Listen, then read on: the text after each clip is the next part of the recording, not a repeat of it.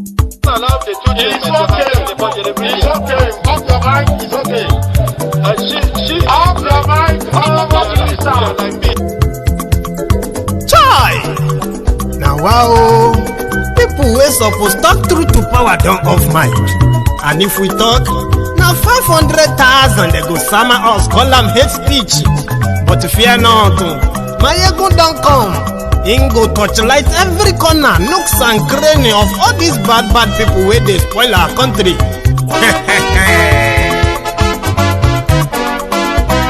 So my people make we laugh, oh yo yo. Maiyegun don't come, oh yo yo. My people make we shout, oh yo yo. Maiyegun don't come, oh yo yo. Maiyegun don't come, man of the masses, oh yo yo. Maiyegun don't come, oh yo yo. Maiyegun diary Politico, oh yo yo. Maiyegun don't come, oh yo yo. This one not the off in mind, oh yo yo. Maiyegun don't come, oh yo yo. And in the touchlight every corner, oh yo yo. Maiyegun don't come, oh yo yo. Okay, some people be they holla say they want the power. Chai, them be promise us say we go get light and power. Them hustle sote they can't get the power. But now they know they do anything with the power. Every day, dollar just they get the higher power over naira. See them talk say make we off mind, but thank God say Maiyegun don't come. So my people make you laugh, oh yo yo. Maiyegun don't come, oh yo yo. My people make we shout, oh yo yo. Maiyegun don't come, oh yo yo. Maiyegun don't come, man of the masses, oh yo yo. Maiyegun don't come, oh yo yo. Maiyegun diary Politico, oh yo yo. Maiyegun don't come, oh yo yo. This one not they off in mind, oh yo yo. Maiyegun don't come, oh yo yo. Person where they do evil, no one make person talk. Them say that Maiyegun, that man too they talk. He too they talk. Say Maiyegun diary, he they hot like pepper. But every day then they take money in bulk. Woman picking they the street they hawk. Still them talk say make we no talk. But thank God say Maiyegun don't come. So my people make you laugh, oh yo yo. Maiyegun don't come, oh yo yo. My people make you shout, oh yo yo. Maiyegun don't come, oh yo yo. Maiyegun don't come, man of the masses, oh yo yo. Maiyegun don't come, oh yo yo.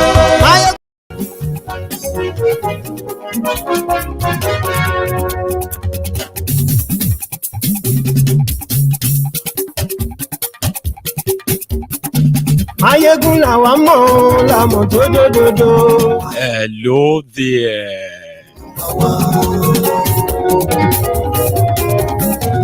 Maiyegun làwa mọ̀ làmọ̀ tó dòdòdò.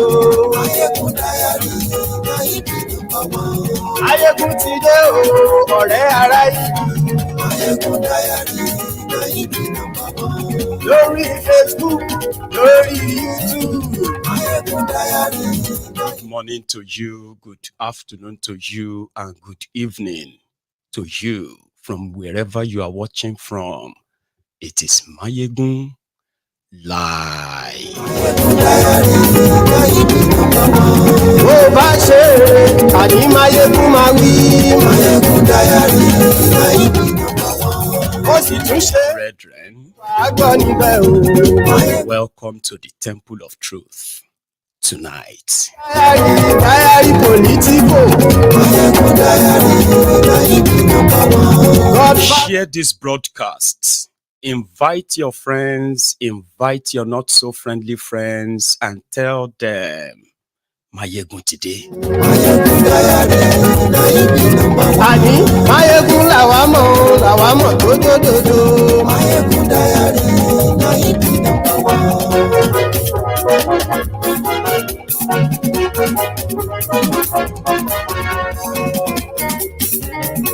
àní ẹ̀sùn rákì. Maiyegun ti dé. RUGA in Enugu. Ọ̀jẹ̀lú ẹ̀sùn rákì. Maiyegun ti dé. In the communities where over 50 people have been killed. Àní ẹ̀sùn rákì. No, it's not RUGA. That is the state government. Lies.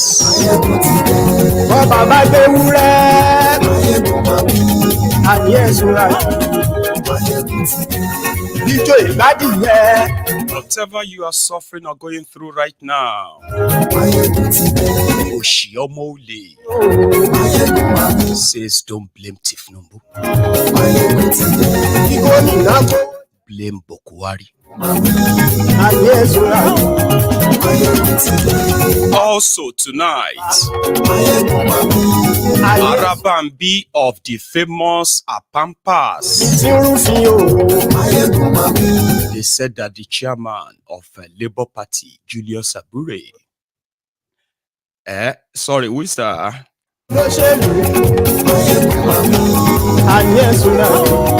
They said Julius Abure is yet to account for over 2 billion naira for the presidential election. Arabambi.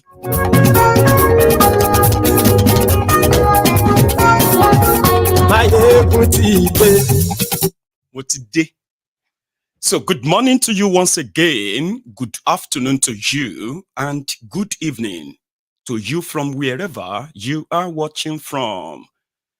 It is Maiyegun Live. We are going to start tonight with the developing story from Enugu. And these are women that you can see, they are like the widows of the victims of Fulani terrorism in Enugu state. 2 days ago, in fact, they have been at it for the past few weeks.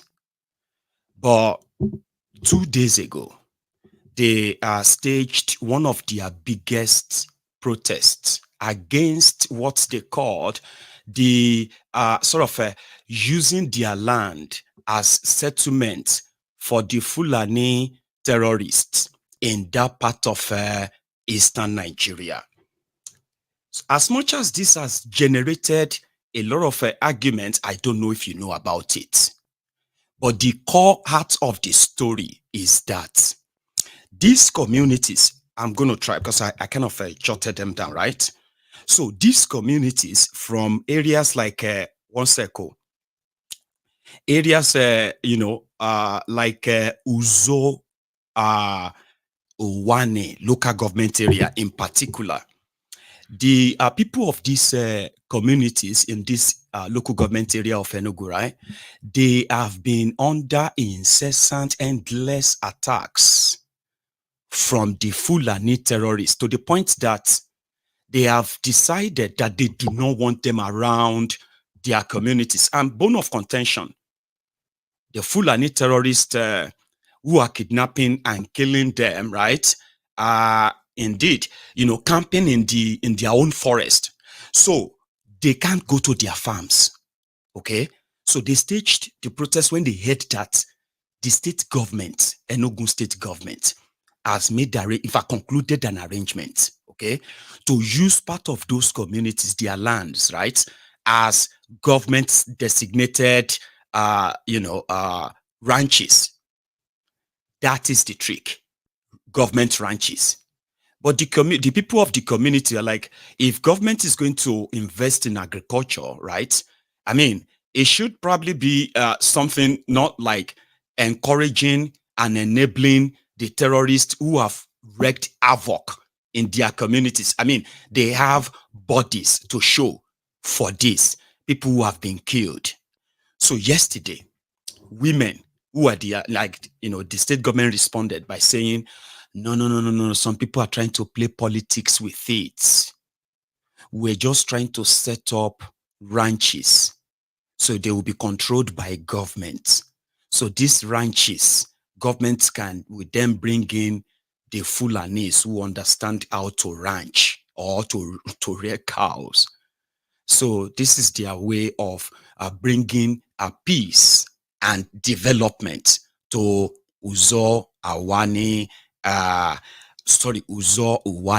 local government area. So these women that you're going to see on your screen now, these are not just women who are protesting this. So these women have been, I mean, they have experienced the direct attacks from these Fulani terrorists personally. These women have lost 50 of their own husbands, okay, to these same terrorists. And it was, in fact, the protest was tagged that the widows of the Fulani terrorism rejects RUGA in their community. Take a look at their faces. I mean, just so you can register that and know this is real. These are the widows that the Fulanis killed their husband. The herdsmen killed their husband in 2016. They say they don't want to see them at all. They don't want to see them at all. They don't want to see them again. Nobody should talk of RUGA. Nobody should talk of rent. Nobody should talk of rent. Nobody should talk of number. They are crying again. It's a memory of what they have forgotten. This is the memory of what they have forgotten. They don't want to cry again. They kill their husbands. They kill their husbands.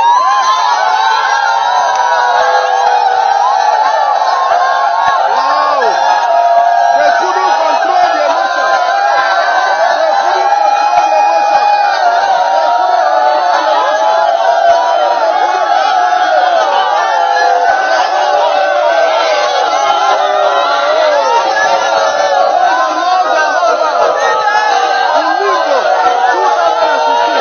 in Limbo 2016, they lost their husband. See them crying. See them crying. See them crying. What a pity. They don't want the memory of ranch of Adaba. Yes. They don't want. They don't want. They don't want. Yes. They don't want. They don't want. They don't want. They don't want. They rape some of these women, abuse them. They don't want to hear anything about RUGA. They don't want to hear anything about righteous. They don't want to hear. Yes, they don't want them.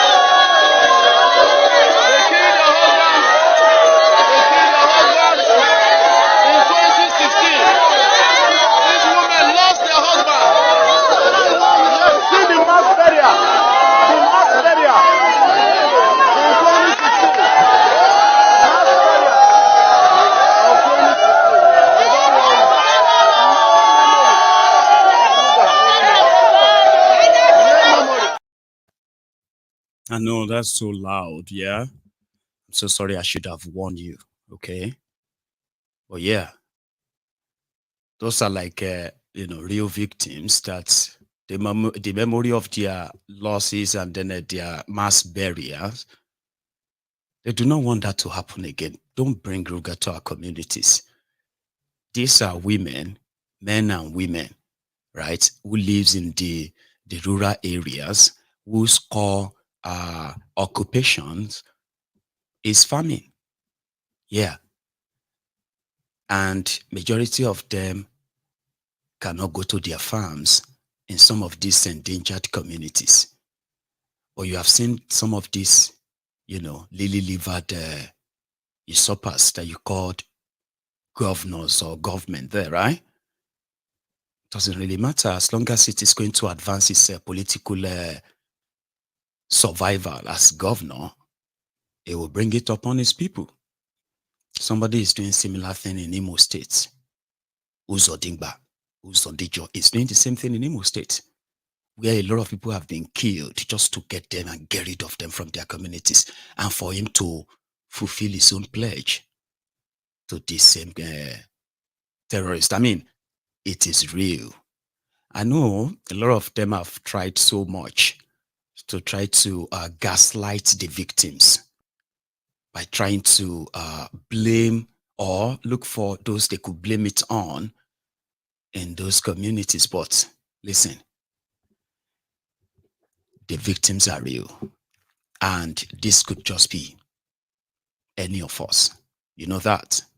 So their governors or their government, their governor said, no, we are just trying to build ranches.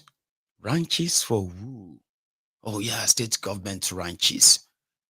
But what about the communities that reject such? Because it's pretty much like a land grabbing now, you know, the people who owns their land.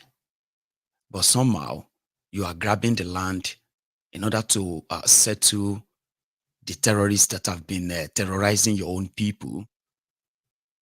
That's part of the whole wahala, yeah?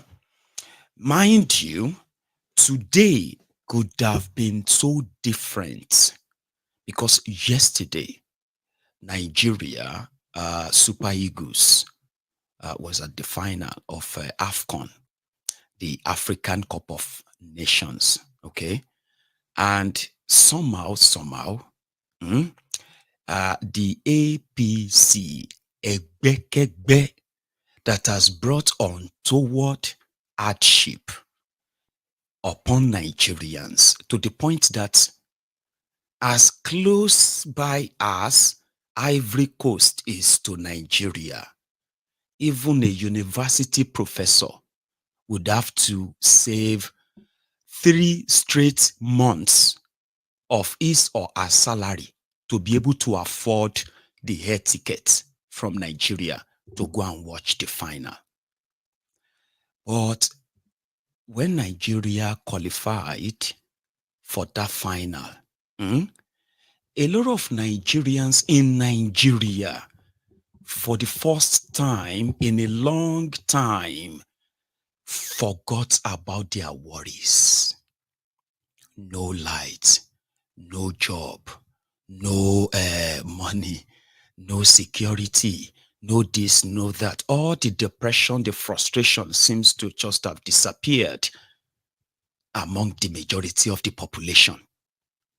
Football brings the people together. It would have been a thing of joy, sincerely, if Nigerians are not facing this man-made, intentional corruption and hardship that they are facing today. But let's bring it back a little bit. APC, Egbekegbe, decided to jump into it. And I remember how majority of these football-loving Nigerians rebuffed them. Stay away. Or we all know they had no control over them anyway, okay? But they still went anyway. So Shitty Man went, and it was a tough one, okay? And they told him, please don't come back. Don't ever get involved in this. Now, cut the long story short, Shitty Man was at the stadium yesterday, and banters here and there over what could really go wrong, right? And what would eventually go wrong. But do you know why I am sharing this with you now? Because generally, it seems that people were divided over if they should be happy that Nigeria is playing football, Eagles playing football somewhere, right? And, it's going to bring what? Glory or whatever to Nigeria and all that. But that's kind of like, a fallacy. But there are those who believe that, would you guys please stop living in this Yolala land and face the reality? A bag of rice is now 80,000 naira. I heard. a dollar is now 1,000, nearly 1,500, so to say, Abi. And things are still what they are, not changing. So if suddenly you want to start, showing that all those things don't matter anymore for that moment, let's enjoy, let's have fun. Some people felt like it's absurd, it's absolute rubbish. But a lot of people felt like, well, you know what? People have been so hammered. They have been economically destroyed. Depression everywhere. If this is something that can at least make them feel better, even if it's just for 24 hours, let them have it. Anyway, for those who are for and those who are against, they all have their points. Last, the Super Eagles lost. As painful as it is to a lot, it's not painful to others because, number one, for those who really watched the game, you will realize that you probably should be asking yourself, how did they get to the final? How? Was that how they were playing that they got to final? Right? Then, where is that fighting spirit that probably would be like to reciprocate the level of love, the level of passion, emotion that you all invested on them, hoping that they will bring you happiness, that light no day, road no day, security no day, job no day, this, that no day. Baba God, may he just give you this one to have something to at least play about with, Abi. So they were supposed to probably have seen all of that. I didn't see that spirit in them. I didn't see any fighting thing in them that actually shown that they were actually playing final. Right. Meanwhile, behind the scene, APC, Ebekegbe, they were already cooking how they were going to milk the AFCON Cup if Super Eagles should win. You have no idea. In fact, some boys, they were already waiting so that they go open shop on top, say, Nigeria win AFCON. And all of these were later truncated. But it won't really change much. What were the plan? Ilu Jogbo, where everybody is, where everybody is in pain, one pain or another. Ilu Jogbo. These criminals, they've already drafted the script to tell you that, listen, as you are currently celebrating the Eagles and all that, this is just the beginning of the good thing to come and all that. And they were also going to use it. Once you begin to try, to continue to probe them, they were going to use the line of all of you unpatriotic people who no believe in blah, blah, blah, blah. The renewed hope is coming. The renewed shaggy and all of that nonsense. Most of them will end up as jokes, okay? However, it wasn't just going to be about how the propaganda is played. It is how much money, job for the boys, that was already, in the oven. So that's kind of shut down. And also, those of you who were supposed to, those of you who were like always telling them to sort of stay away from this or stay away from, you know what I mean, because we know who you are. We don't want our this and that too. Now with this disappointment as well, okay, it simply means everybody will easily and quickly come back to reality. their cooked propaganda is not going to be needed anymore. Okay? So Thiefnubu, that was already they have already started doing some level of, exercise for Kolu, so that when they give her the cup, it won't fall down. All of this is not going to happen. And they are now using reverse psychology, in case if you have not noticed. Like I said, those of you who I wanted them to win. I told you that 2 days ago. I actually wanted them to. But some people were like, no, okay. But none of us had control over what will happen or how it's going to happen. You know what I mean? It's just how we sort of feel based on whatever we feel like, right? Which is all right by me. I don't have any problem with that. Okay? So those of you who don't want them to win because of the situation on ground, those of you who wanted them to win because people don't lose too much, lose for so long, they need an happiness. I told you, you all have your point, but it doesn't matter anymore. We're all back to that square one very fast. That is what really matters now. And the reverse psychology they are using, reverse psychology. You see, those of you who, when Thiefnubu said, our local for the Nations Cup, a lot of people automatically switched and said Nigeria should lose, because it was going to be an agenda, a serious one. Media, everything. You will be seeing everybody thanking Thiefnubu. Thank you so much for your time. You had the first. You had the first this or that and other nonsense. So when he said the Milocon, everybody switched, like, make Nigeria lose. Meanwhile, like I said, it's not in any of us control, okay? Now, the reverse psychology they are using now is that those of you who wanted Nigerians to face what is facing them and stop deluding themselves with this Nations Cup distraction.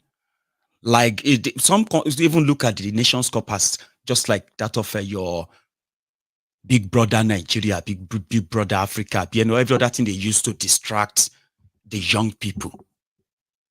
Okay? So they are now using the reverse psychology that it is because you people don't wish Nigeria well. Underline that word, wish Nigeria well. Remember, that is their famous line. A lot of you are just, even if you don't like APC, even if you don't shake any cock in the con, at least you should wish Nigeria well. You should be patriotic. Some of them are so deluded that they don't know that statement that many of us have psychologically succeeded from Nigeria.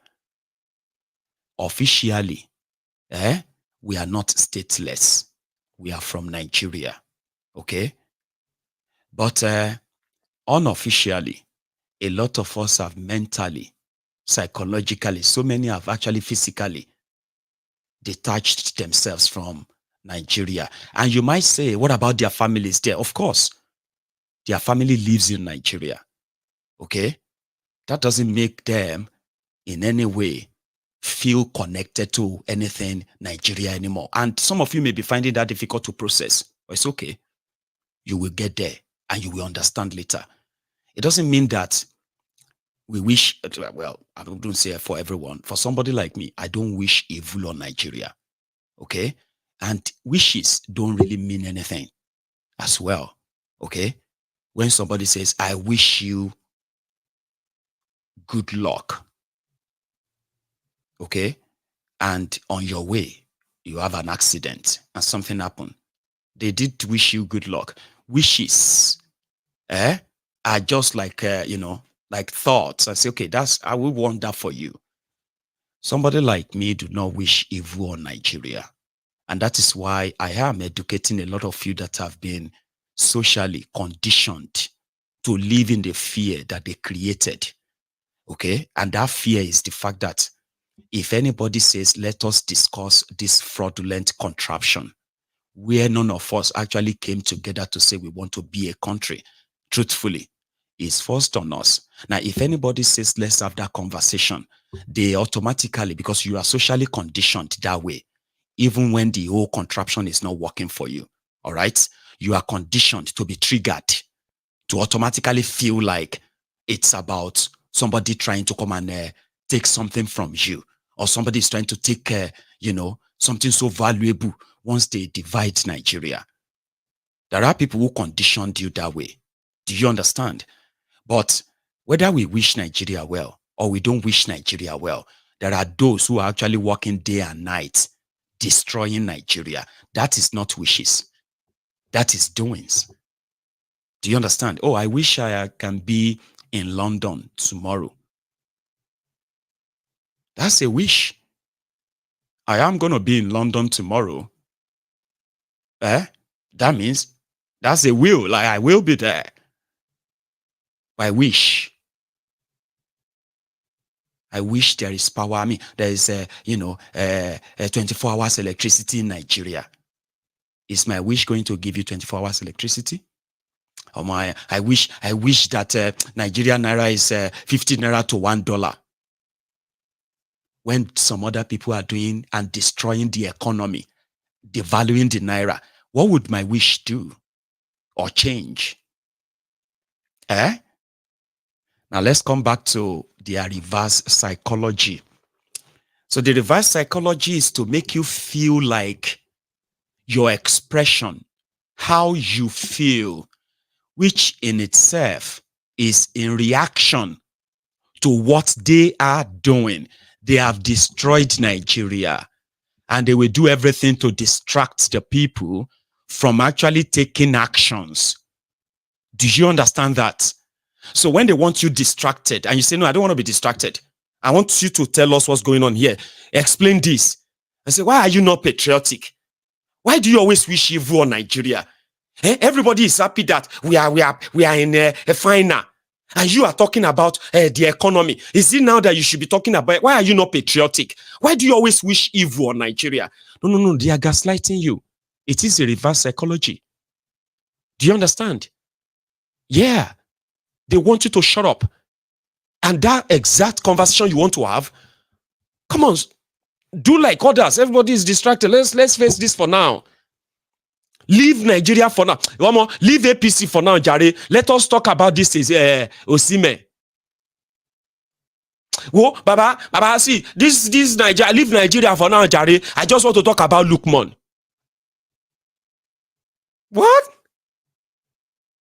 No, I don't want to talk about that, man. Let's talk about the real thing. Baba, I mean, let us be patriotic. You should be patriotic now, At least, some of them even came to come and talk to me to be patriotic about Nigeria. When the criminals who are destroying Nigeria are the most unpatriotic element you would ever see in your life.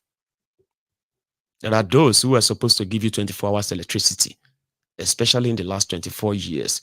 The money ended in the pocket of some of them, right? And that's why you don't have electricity.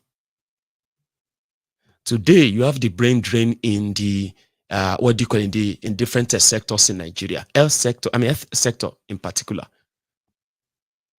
Thousands of people, professionals, who were supposed to be offering their services to the poor population in Nigeria, they've left since the system continued to destroy and undervalue them.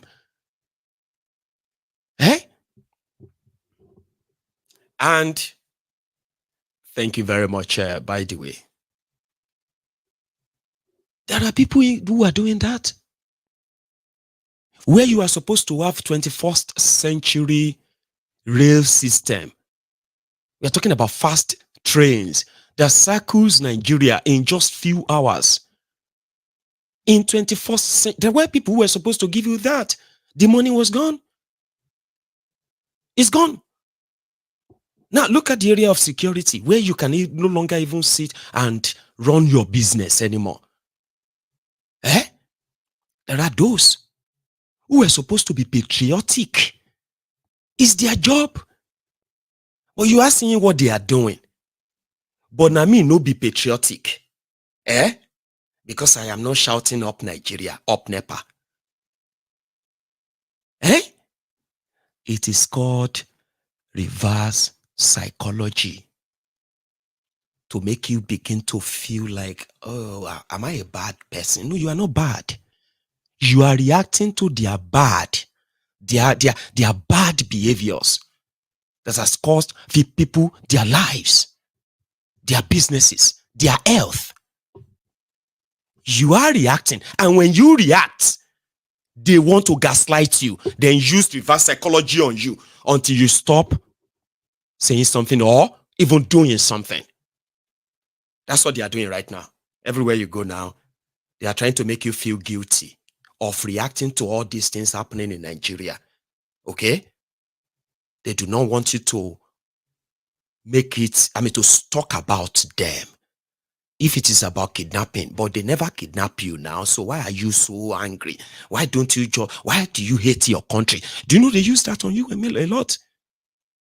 They say, why do you hate Nigeria so much? Baba, you have never been in charge of taking any decision. You are the victim of that system. They are ripping us off every day. They are ripping everyone off. Taxes here and there. Devaluation here and there. But there is absolute nothing to show for it.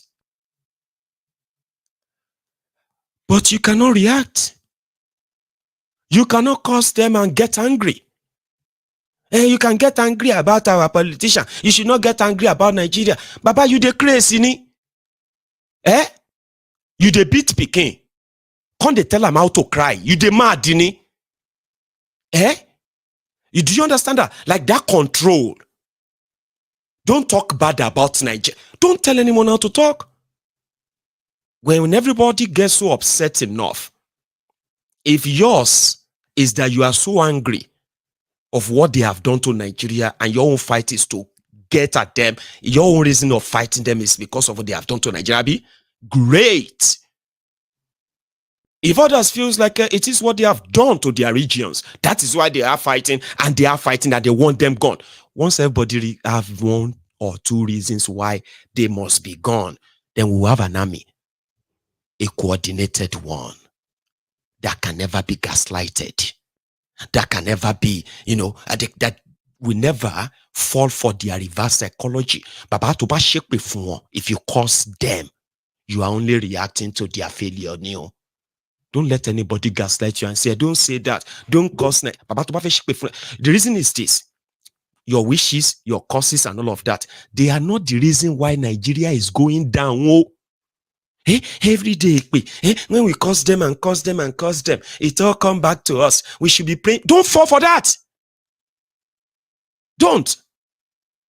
Do not let them gaslight you, make you feel like, because you curse, your curses are not doing anything. Your curses did not make them loot money, all right, and go straight to the public and go naked and begin to blow, the money, like billions of naira that they steal. The way you curse them, let's assume it's working. You would have seen many governors, their wives, their children, many commissioners, senators, all of them that are stealing money. Once they steal the money, you just see them on the streets. They will be in bag of money that they just stole. They will be, because they don't run mad. If curses they work, no be so. Don't let anybody tell you that because you are cursing them. That's why Nigeria is not working. Now lie you. Your curses did not stop them from using stolen money to buy properties abroad. Your curses did not make them, when they looted the money, can't abandon them in public. They don't know where they left it because you don't curse them. Sure you get? It's because of your curses. Now you don't curse this one. Now you don't go drop 10 billion that he wanted to steal. The 10 billion he stole and he couldn't spend it now because have you ever seen anything like that? Don't let anybody use that on you anymore. Because your causes, they are your reactions. One day, soon, you will go beyond just cursing them. You will go after them. Do you understand? Do not pray for them. Do not let anybody tell you it's because you are causing them. That is why Naira is falling. It's because these guys are stealing your money and they are having good life. These guys are buying private jets. They are buying everything everywhere. You're stealing money. Your country is going down. People are dying. And the money is flying everywhere. So that is on reverse psychology. Okay? You must never, ever fall for that trickery anymore. Speak your mind and mean it. It's very, very important. Okay? And when they tell you there is power in words, that is true. You know why there is power in words? When you say something, like I have been talking all this while, I may be here for the next 3 hours, talking and sharing and updating and doing all I do better. But there are things that I'm going to say that are going to remain with a lot of you. Few things. Maiyegun, you said, and I've been thinking about that. That is the power in a word. So when you talk, okay, and you choose your word carefully, right? Eventually the right audience will see the power in those words. And those words, when they come out, it seems that authority follows them because they remain there in your conscious and subconsciousness. You know that? That is the power in the word. And I believe more in that. You see, when you say something and you think deeper about them and you believe in them, they open doors for other discoveries. Yes. And you begin to even know more and more and more. And the more you know, in this case, the angrier you become. In order not to waste such positive energy that could be channeled, if well channeled, that could be channeled into actually breaking free from these criminals. Trust me, I have seen it happen. It is the hardest job for people to believe in what they say, not just say or just saying them. That is the power in the word. Right? So yeah, we have seen what they are up to. And there is no amount of propaganda that can actually legitimize Thiefnubu and his 47 plus 1 thieves. It is what they are doing that is affecting Nigeria. Okay? And since Nigeria is a crime scene, when you look into the mirror and what you see there is the reflection of you, right? Mind you, you see the rogues that are depleting Nigeria, the canker worms, they call them, the leeches. They are cut across every nook and cranny of Nigeria, as you know. Ladies and gentlemen, for those who actually kind of picked that up, you will realize that for those of you who have, in fact, hang on, there's something I'm actually going to share with you just before we continue. Here is one. Don't go anywhere. 1,000. He said that one is sure for you.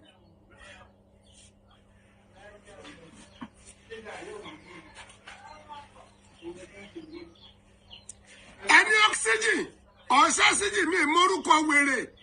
O ko lori buruku ti gbogbo yin pe. Any be ba ti yoko nkan derun. Igbe yoko logude. Bag is meant in 7,000. Ẹ̀wà ò fẹ́ ṣe rà. Gàrí ò ṣe rà. Ẹ aláti bọ̀tá dáadáa.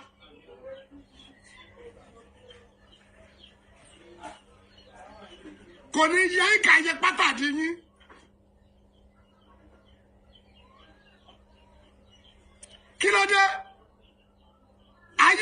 yani abasi olórí yẹn àbíjọba láti yẹn ṣàánú mẹ̀kúnnù à ń fetí gbọ́ owó ìyáde jẹ wá gbogbo ẹ̀yin custom ẹjọ́ ẹ bá mi tap gbogbo ẹ̀yin custom tẹ́ ń gba dúkìá tẹ́ ń gba rẹ́sì ẹ̀ ní kú re ẹ̀ rà rẹ̀ kú ni.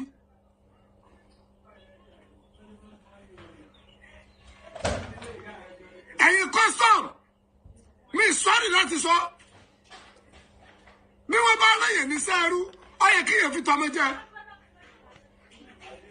ẹ ń fi ìṣòro kú ṣòro mẹ̀kúnnù ẹ̀yin custom ẹ ń fi wàhálà kú wàhálà wa ẹ ń fi yà kú yà wa ẹ rà rẹ̀ parí ayé yín ni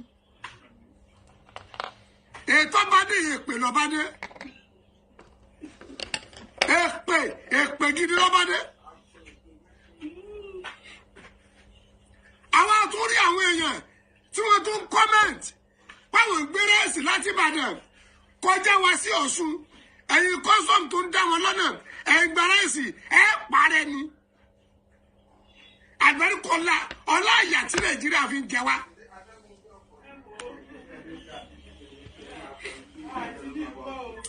ẹnu ni wọ́n ń ta báàgì rẹ́ẹ̀sì ní Ṣakí ṣe bá Ọ̀yọ́ state ní Ṣakí. èlò ní báàgì rẹ́ẹ̀sì ní Ṣakí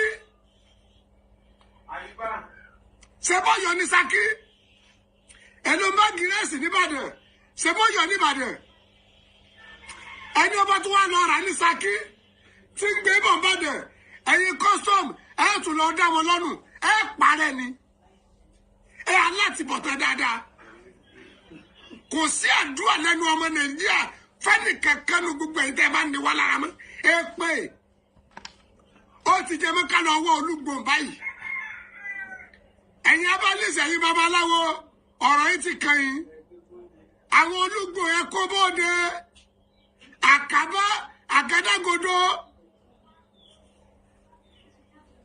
kí ló dé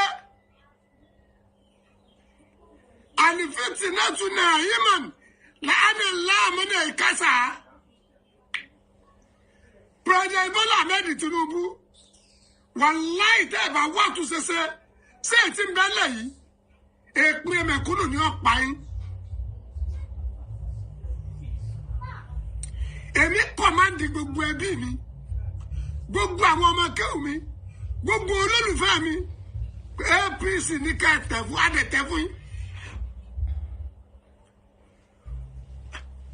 àwọn olókoòwò gẹ́gẹ́ wọ́n rà rẹ̀ àwọn òṣìṣẹ́ ìjọba ń sunkún káwé sun àwọn àfáà tó jẹ́ pé ẹ̀yin náà lẹ́ ń san sálárì wa ṣé nígbà tẹni tí ó san sálárì àfáà tí ò sí tí ì san ṣé wà lóde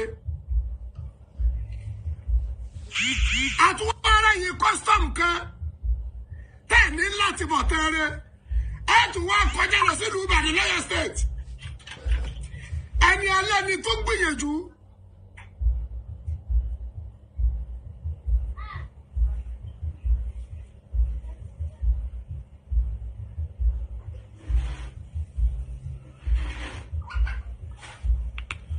ọmọ tó sọ ní kẹ tani wà bá ń ka èbó yìí o.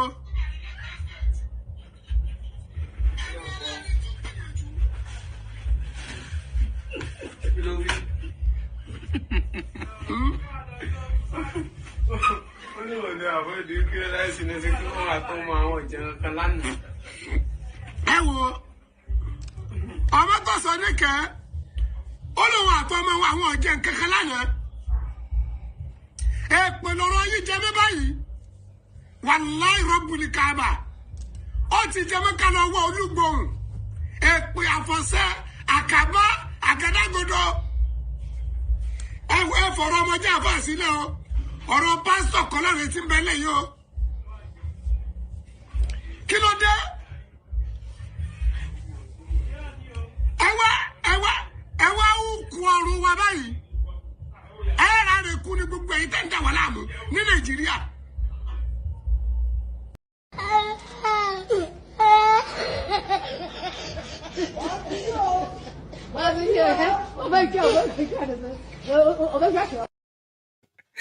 I'm so sorry, guys. I'm so sorry. I have been laughing and laughing and laughing. And to those, to my viewers who don't understand Yoruba, okay? In fact, the least I can do is just to tell you what is sort of saying. He's actually cursing them, okay? That they would die as unfortunate people. He said he, as a Muslim cleric, Afa, okay? You know, things are really becoming tougher and tougher, you know, and that he, as an Afa, plus his own Islamic students, all right, as Islamic teacher, he ordered them to vote for Thiefnubu and APC, okay? And now, Nigeria custom, every now and then, they will be arresting people with bag of rice from Shaki town to Ibadan. These two places are inside the same states. How can the custom be arresting people? So he's so angry. Like I say, they don't collect, you know, rice from afar, or people will know afar. So afar is very angry. Like, with the cost of rice today, custom is taking people's rice. Is this what they all voted for? He told his family and all his students to vote for APC. Wow, yeah, you will die, Reg Eddie. You will die brutally. All of you will be destroyed. In fact, you will be ruined. And he was calling on other Nigerians that the situation has gone beyond anybody's control now. That every day you should be cursing and cursing and cursing these people. I told you earlier, just do it to make yourself feel better. No be your curses, they affect them. Oh. The day you all have to march on the streets and they begin to run away, once they begin to jump into their private jets, flying to God knows where. But if you are able to hold the day, you know, that day is the day you will know that there is something that works faster than curses. Okay? When you are dealing with public officials who are career criminals. So I was telling you about propaganda. I said, there is no amount of distraction or propaganda or gaslighting that is going to really work on people anymore. Especially those of you that should stay awake, stay woke. APC, is a weapon fashioned against you. Remember that song go, no weapon fashioned against you shall prosper because you know God. Abi? No weapon. Baba, APC is the weapon fashioned against you. And your this war is not carnal. I mean, I always get that confused, right? So if I say the war is carnal, does that mean that it's spiritual, Abi? If I say it's not carnal, that means it's physical, Abi. I'll come back to that. Please enlighten me. I used to mix them up because carnal is sacred, Abi, holy and Holy Spirit. And all of that stuff, you know.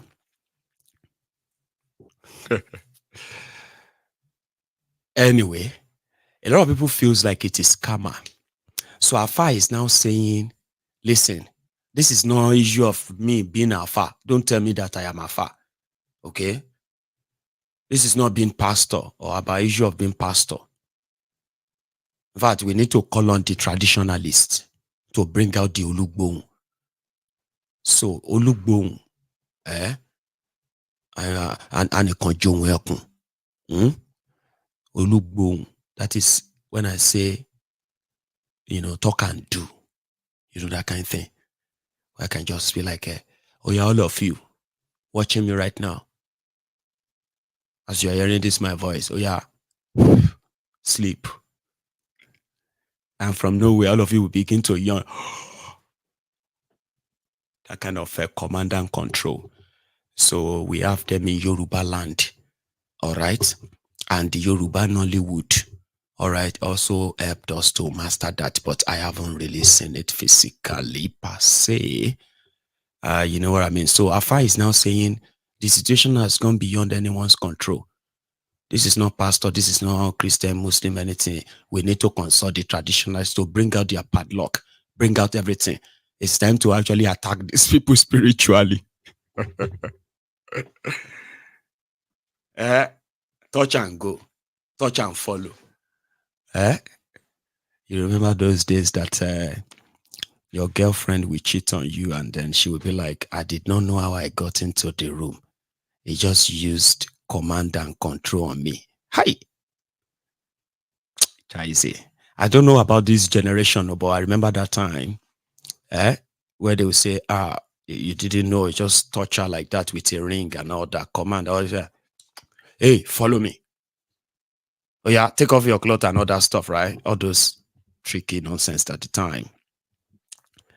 It's okay. I don't know that one. No. Anyway, Afa is like a living victim, like, you know, somebody who went all out for APC, and in 9 months, Afa is costing them. They cannot afford food. Afa even said, these are the people paying the salary of Afa. You know, in Nigeria, you go to the Afa to go and check if you are going to be all right, or if there are some enemies after you and all of that thing that you need, or after your family.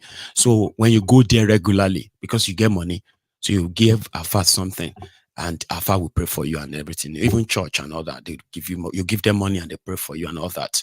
Even Babalawo. But everybody look to affect and say.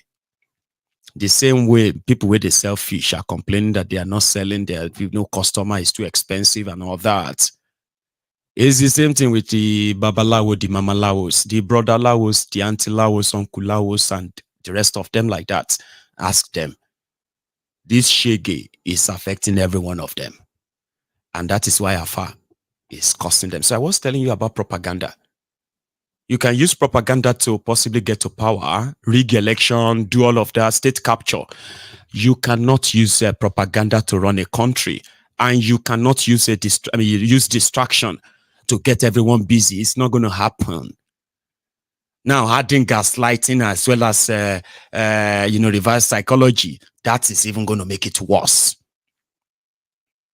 Do not listen to them because they don't mean well for you. When they will add their Greek minister. Why are Nigerians hungry and food expensive and all that? At least for the first time, this one said, Bokuwari never have any plan for this planting season or harvest season in 2023. They don't care about you. But listen, so which means this shege, he just they put on the tie. He never wear shoe.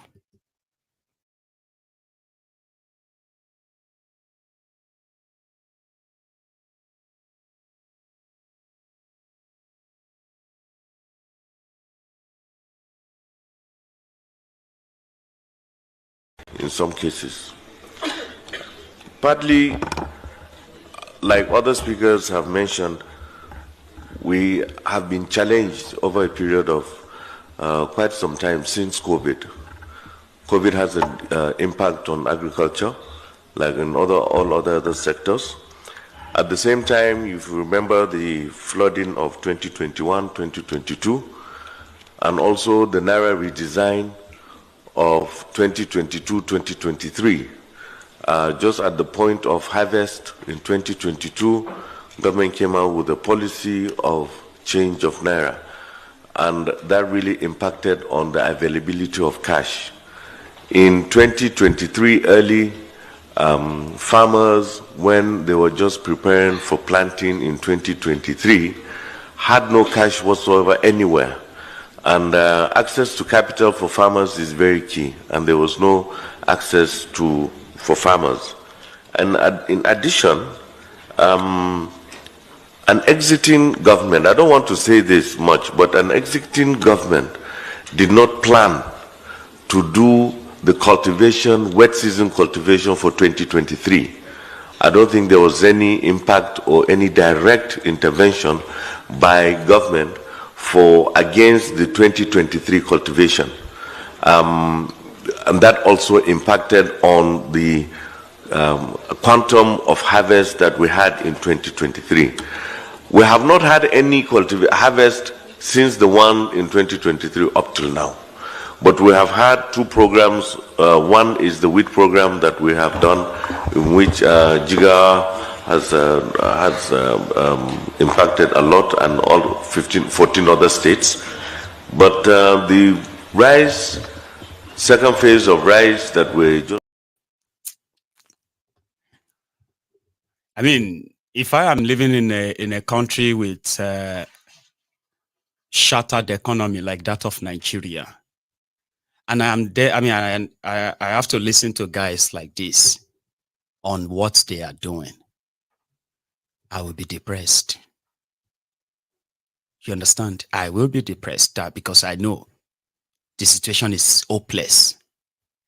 And as for just all talk, no action, that's exactly what that guy represents. And this is what they are doing. And this is what they wake up every day to try and do. Oh, what can we do? Can we get grains from, or can we just start a farm from so and so? The insecurity, which is the primary reason why food production, cultivation in Nigeria completely dwindled, is gaining more strength and strength. The industry, we are talking about the terrorism industry in Nigeria, is growing bigger and bigger and bigger.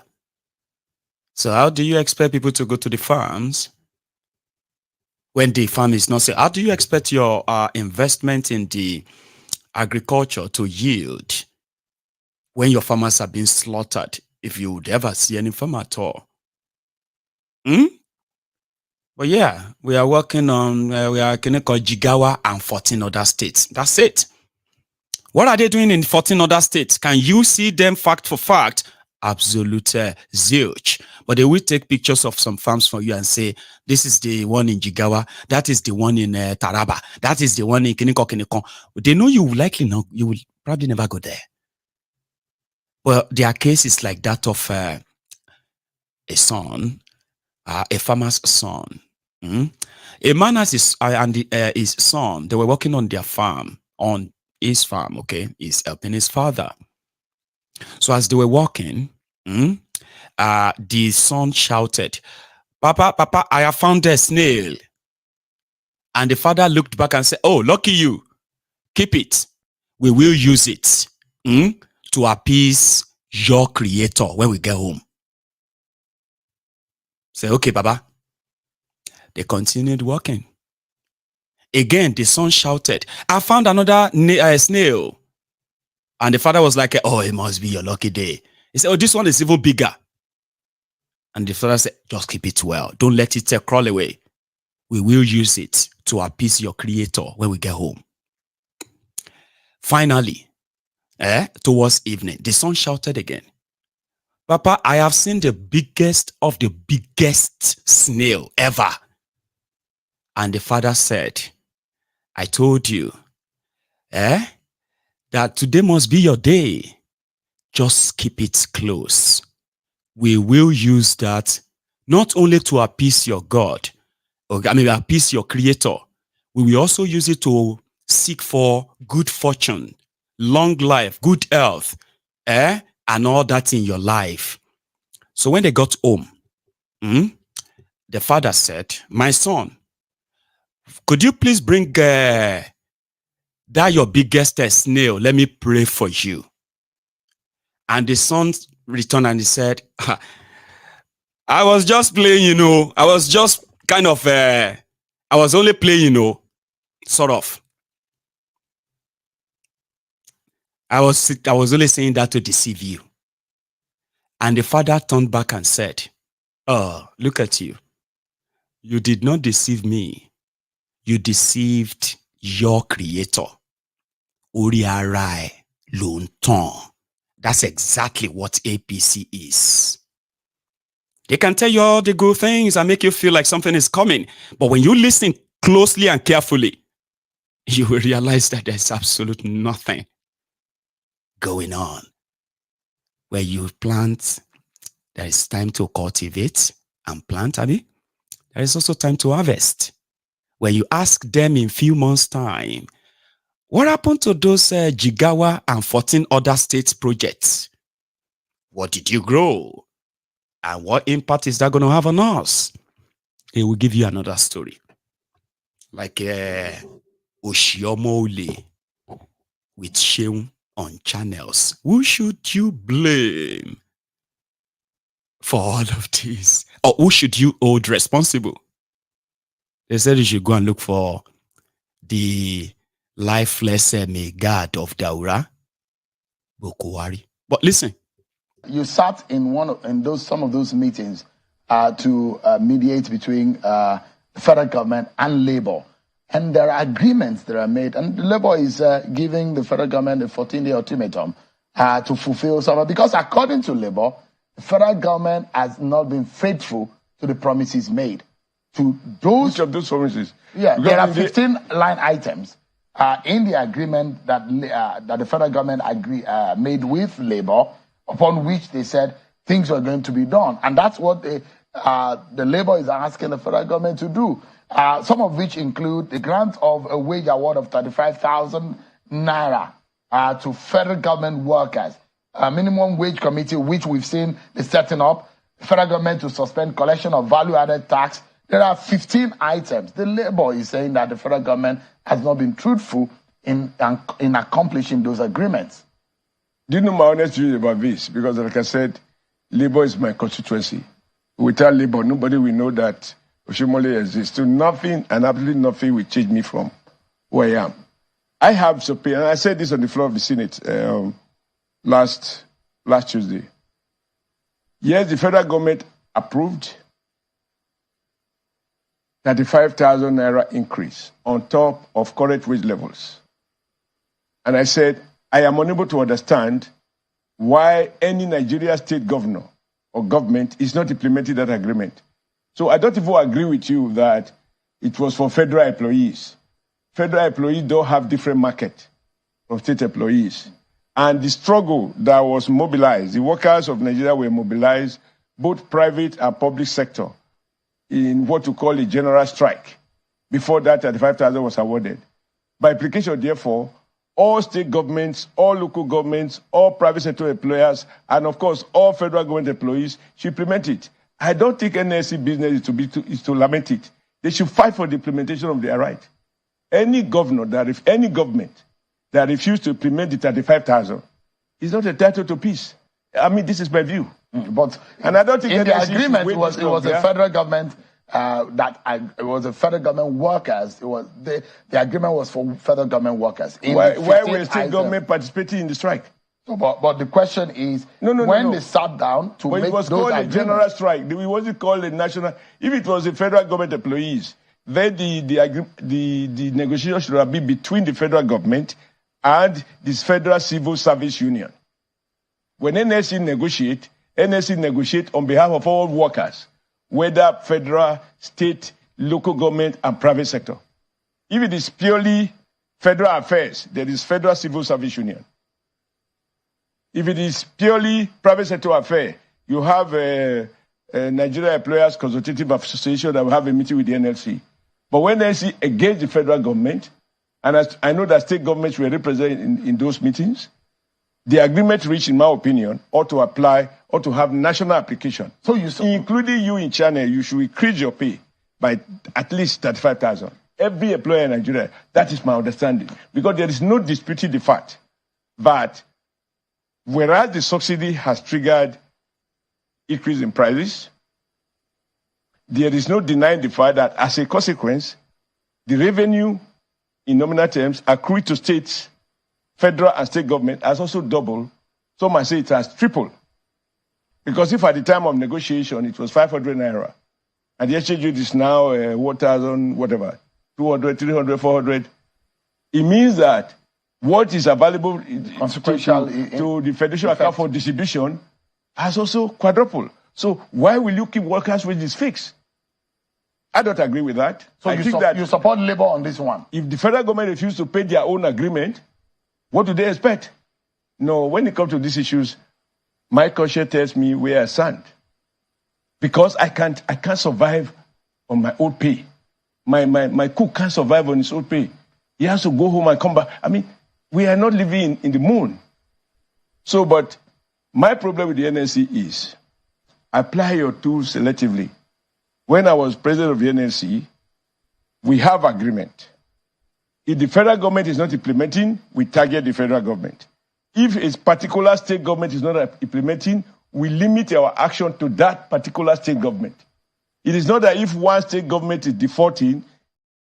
Sorry, that will take you a bit more to get to the part I actually wanted to share. It was the part where it was told about your political party promised to take care of all these things.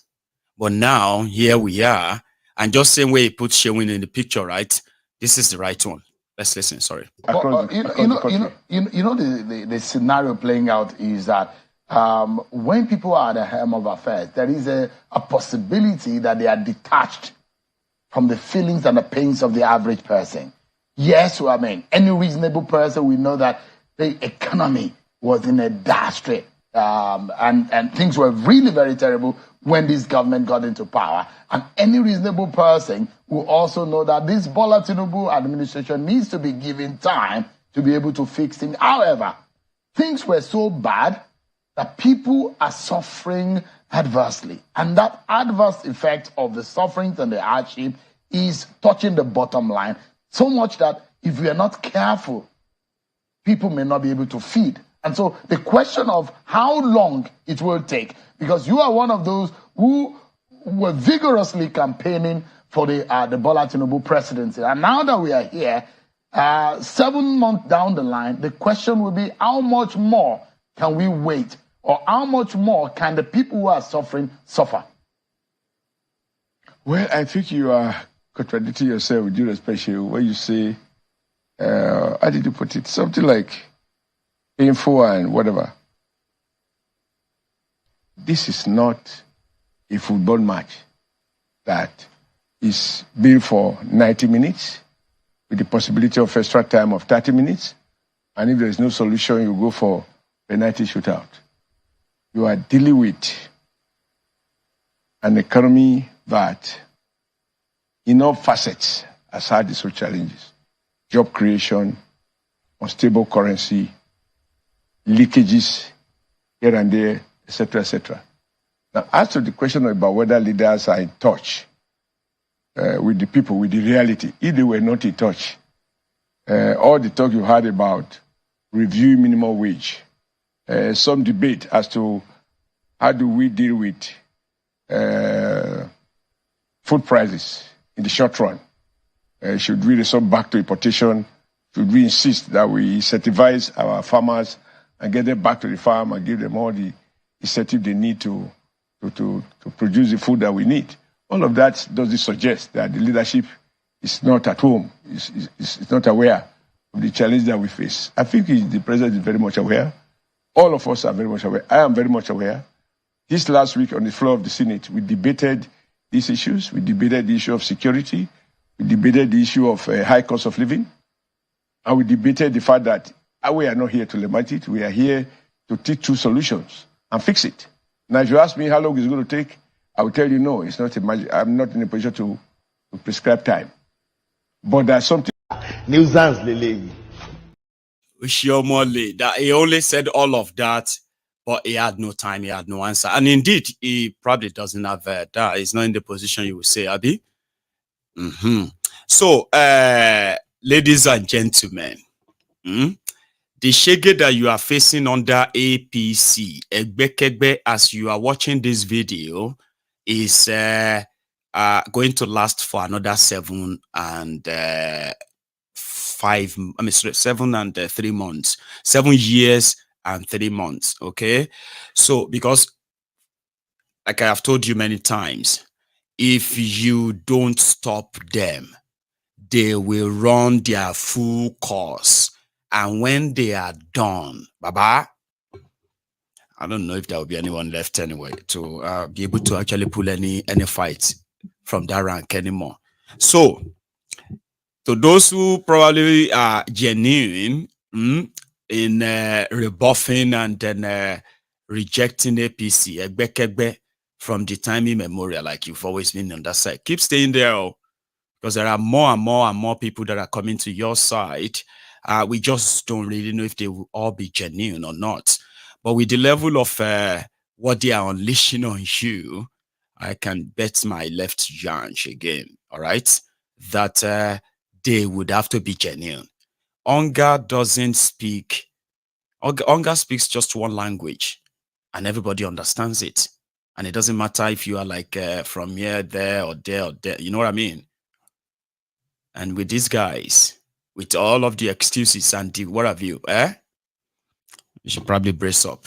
Either brace up to let it out last for the next 7 more years. Because if you are waiting for election, you probably are still dreaming. Now, talking about election, by the way, you remember Lamidiot, Apampas, and then Araban will be that RUGA, yeah? And they are like Labour Party guys, all right?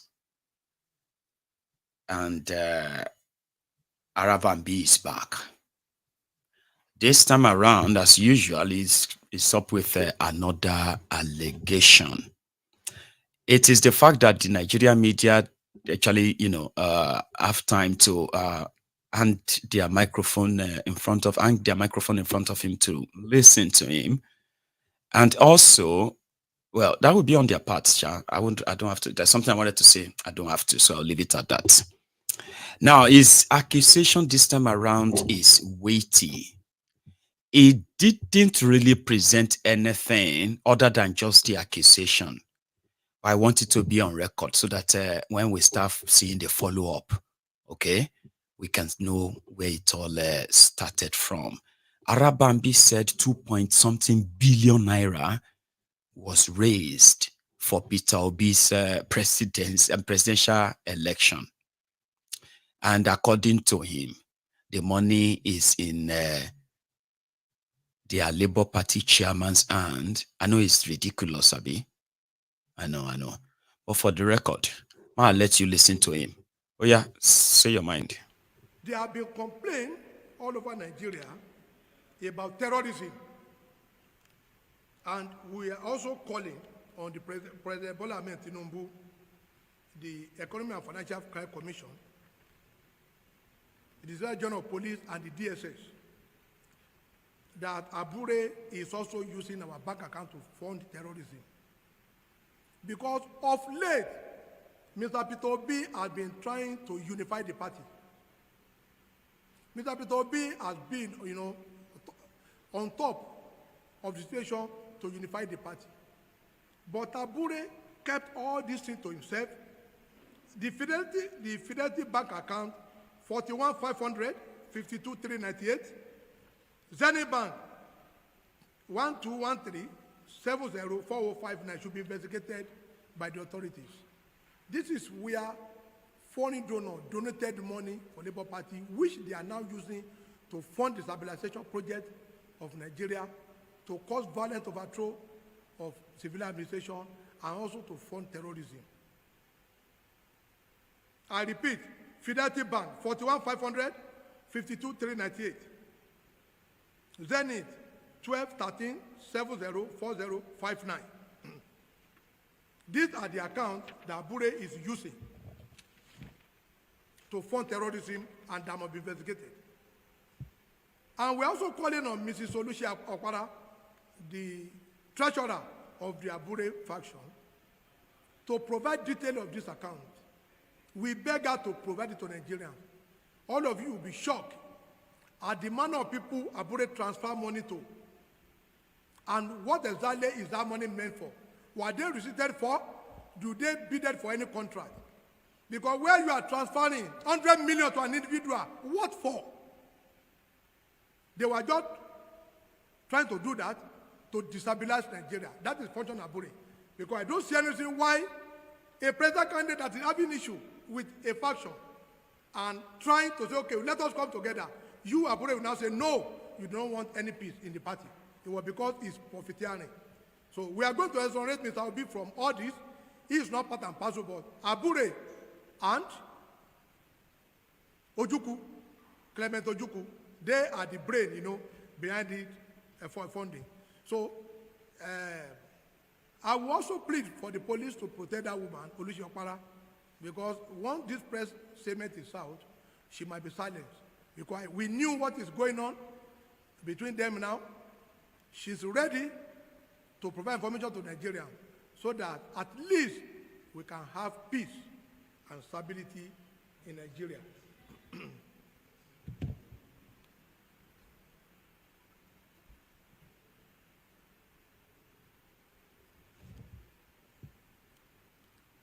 On the issue affecting Nigerians, it will not be good for us to just keep our mouth shut and fell unconcerned about the plight of other Nigerians, even including the speaker here.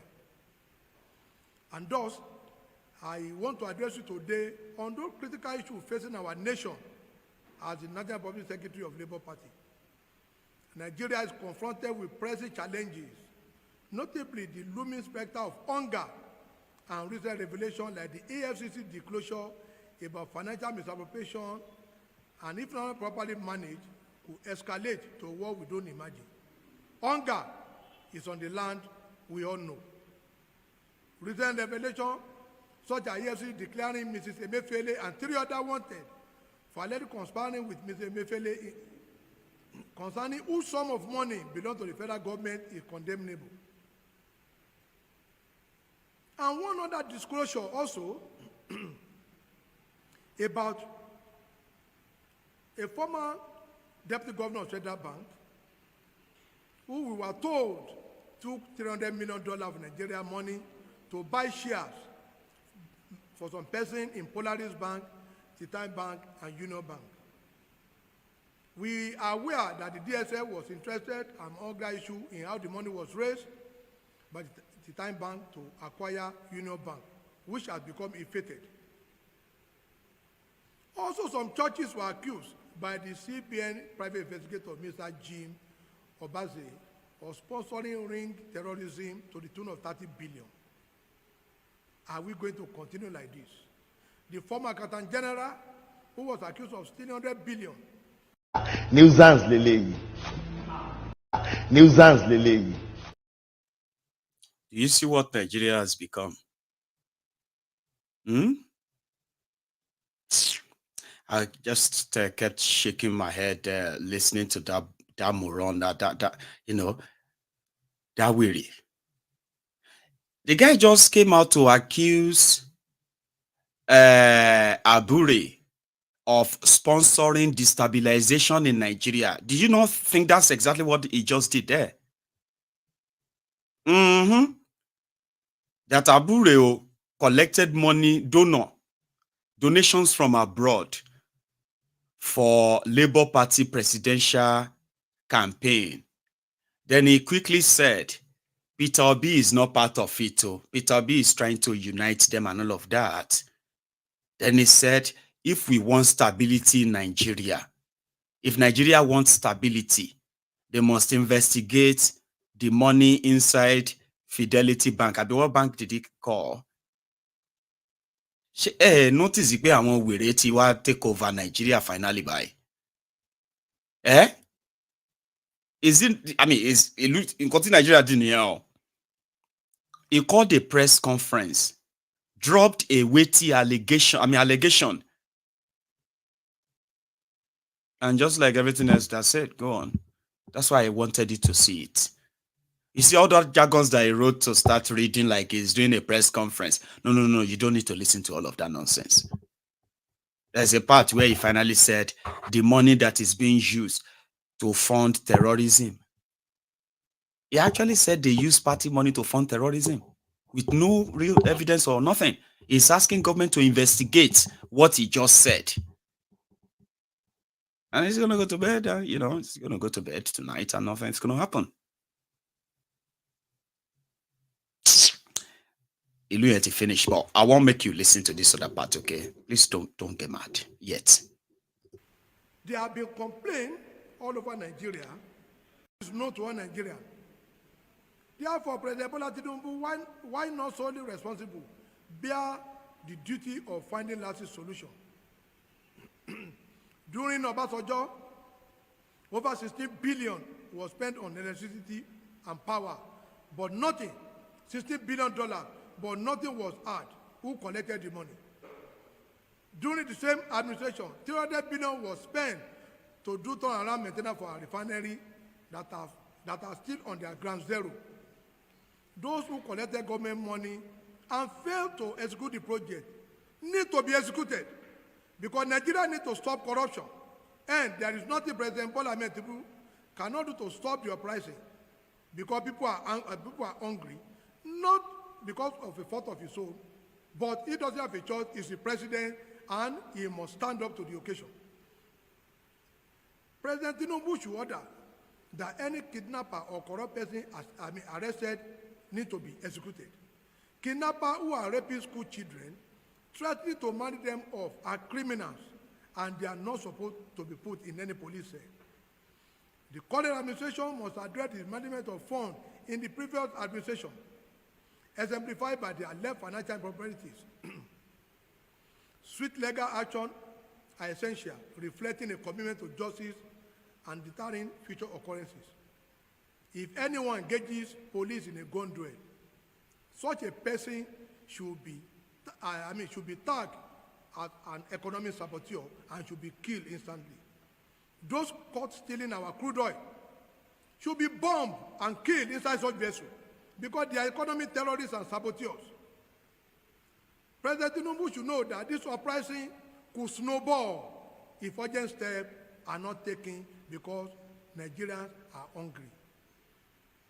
We advocate decisive action against corruption, proposing capital punishment, punishable by death, for kidnappers and corrupt individuals via executive order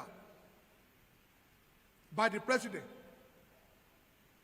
to beef up the IGP, DSS, and AFCC power. The rising threat to citizens demand stringent measures to ensure their safety. The rising tide of corruption and kidnapping and threat to school children necessitate stringent measures. We also condemn the APC attempt to shift blame on opposition party for the recent protests against economic hardship, as the like of Kenneth Ogongo, Dele Famoruti, and Aisha Yesufu, who apparently themselves are Labour Party members, are not our member.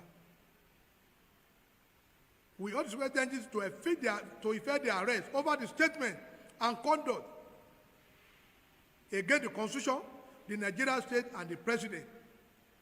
They all should be arrested for treason felony, which is punishable under the law, because any statement they made is on their own and not on behalf of the Labour Party. Therefore, it is irresponsible to accuse opposition party, except Labour Party, for any misdeed of this fellow, because they are on their own and they know what to say at the right time, and they ought to know what to say at the right time or what not to say at the right time. Therefore, the ruling party must focus on addressing this issue rather than deflecting responsibility. As we know, the president is not at fault for the current trend of endemic corruption, but we believe he should be able to end the corruption. We urge President Bola Ahmed Tinubu to tackle corruption head-on, as failure to do so may lead to widespread unrest. The power to save our nation lies in his hand and that of Nigeria. He must be on the side of the people and not on the side of the oppressor. I repeat, the president must, as a matter of urgency, be on the side of Nigerians. When these executive orders are made, let us see those who will go on air to criticize the president. All of them should be arrested. Because when you are stealing Nigerian money and Nigerians are dying in droves, the president of Nigeria is the president over all Nigerians. He's not the president over few Nigerians who have correctly enriched themselves to the detriment of other Nigerians. So we are imploring the president to sign an executive order so that the IGP will now be able to carry out summary execution for any bandit that engages police in any gun duel. When kidnappers engage police in a gun duel, they don't need to arrange them in the court. All of them should be arrested and killed immediately. The Navy, the Navy, once any vessel is caught stealing. nuisance leleyi. Nuisance leleyi. Schizophrenic. Àrùn ọpọlọ ni. Let me explain. At a point, it was calling on, it was like, not Thiefnubu, all these things going on right now Thiefnubu is not responsible for them, but he must do something. So when he started saying, oh, those who stole money, they should be executed, you are there like, well, I think it's making sense, okay?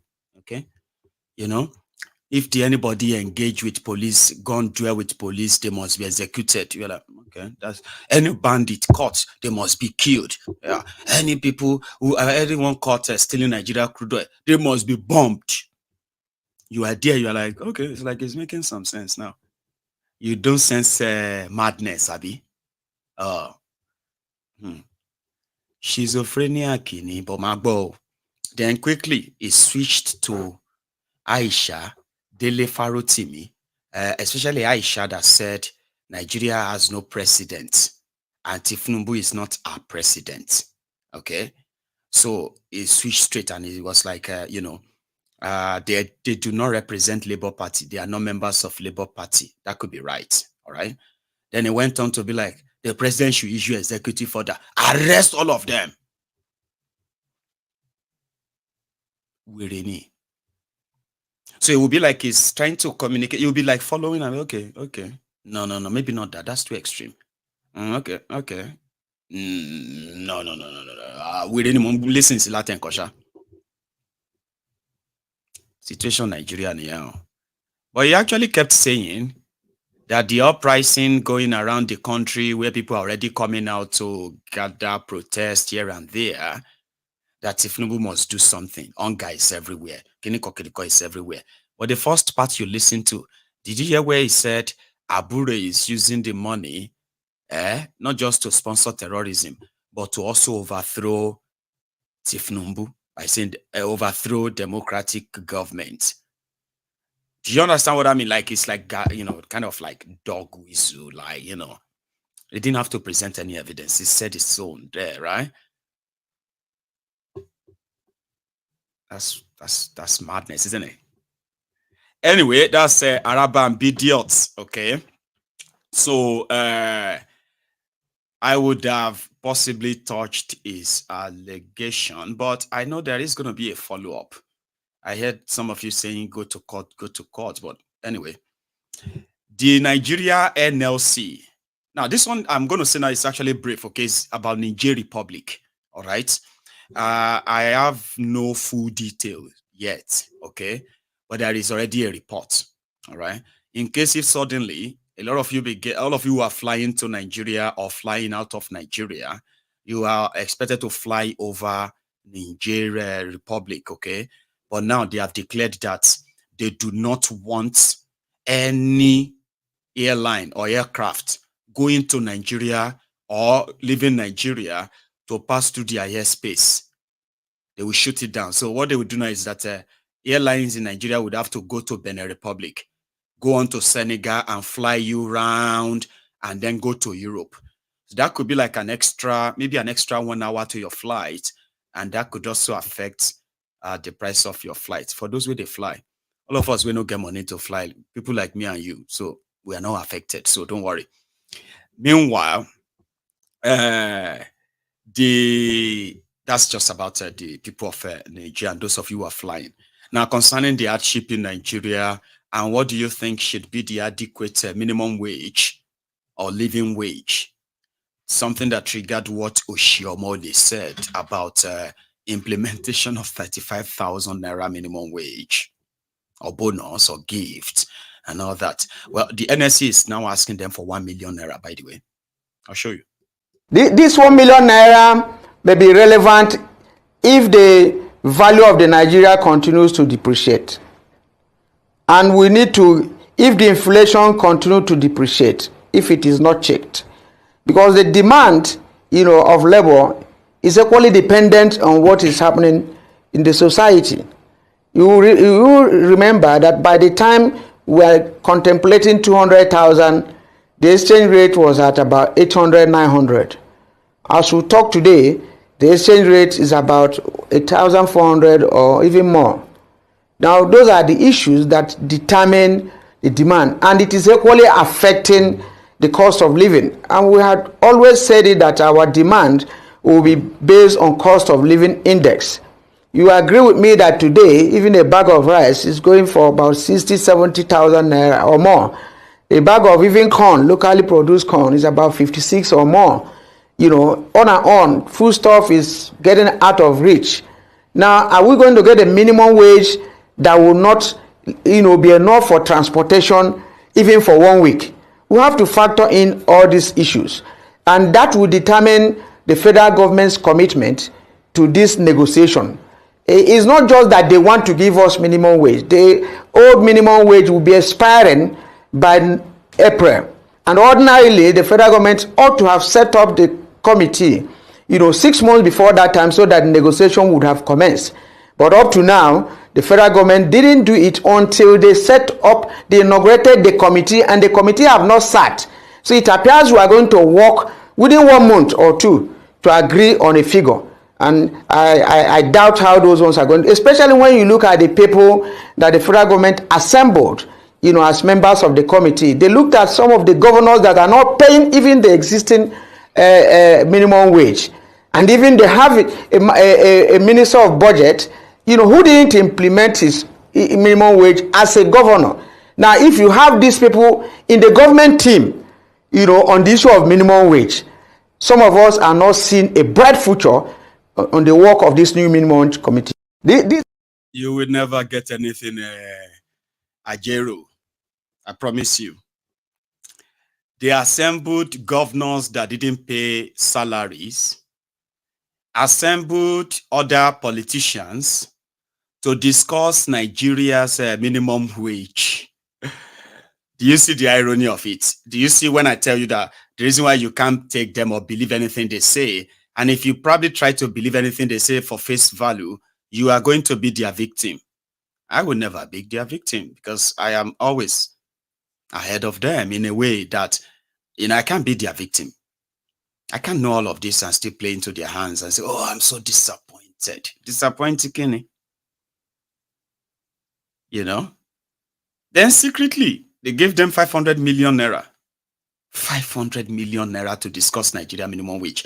And with the balance, with the promise of, we'll give you the balance of 500 million when you come up with a number. Do you understand how this whole trick and this whole fuckery, right? Really makes it, kind of will make a, a sort of a comic show if it is funny. And we are talking about lives of the people here, right? So the guy is asking for 1 million naira minimum wage. You imagine they say they have to pay, people will not pay 30,000 naira minimum wage. They would have to pay 1 million. Do you even see this? Do you see any end in sight?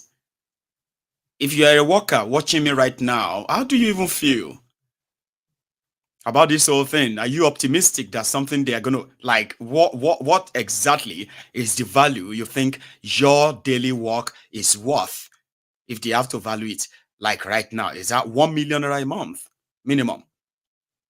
And do you actually see these guys do that? 500,000? Do you even see them give you 100,000 naira? I don't. When Showore proposed 100,000 naira minimum wage in Nigeria, 2018, 2019, I remember a dollar then was about 350 to 400 naira or something like that. Right? Even Showore himself would not propose 100,000 naira anymore. You know that anyway, Showore. But 1 million? Is that too much? It's not even enough. But they will tell you that is going to bankrupt Nigeria. Other billions and trillions that they have ferried away in the names of buying themselves cars, building houses, and all of that nonsense, those didn't bankrupt Nigeria. Do you see the whole cheating? Do you see the whole thing there? I know all of us, those of you will say you are among the over 100 million, 142 million Nigerians living in multi-dimensional poverty, possibly have no real job, you probably will never really understand, okay? I'm talking to those who are really working every day, but they are still so poor because the criminals in government have destroyed the value of their labor even before they get paid. Do you understand how hard that is? Anyway, I wish you what you wish yourselves, okay? If you think the rogues are so nice that they are willing to really consider what you really deserve and give that to you. They won't, you know that, Abby. Let's continue looking. See, the last few days, especially 2 days ago, it was actually like, I think it was, 2 days ago. How about Wigwe?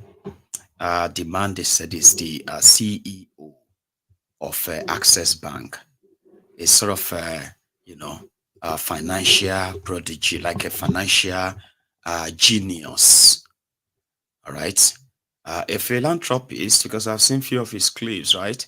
I didn't know this guy until yesterday when the news of his death hit everywhere. And the reason why I was so interested is because it was that same time that the report of, the killing of the driver of a transportation company in Nigeria. The driver was killed, the passengers were kidnapped, and a little girl was left behind. And I didn't really see rage or emotion or anything anywhere because people are so used to that. All right. And what that did to me was that, man, as much as this tragedy of the death of this bank CEO guy, right, is probably irreplaceable, especially to those he's been able to actually impact on their lives, which are so many. I have seen a lot of people saying a lot of good things about him.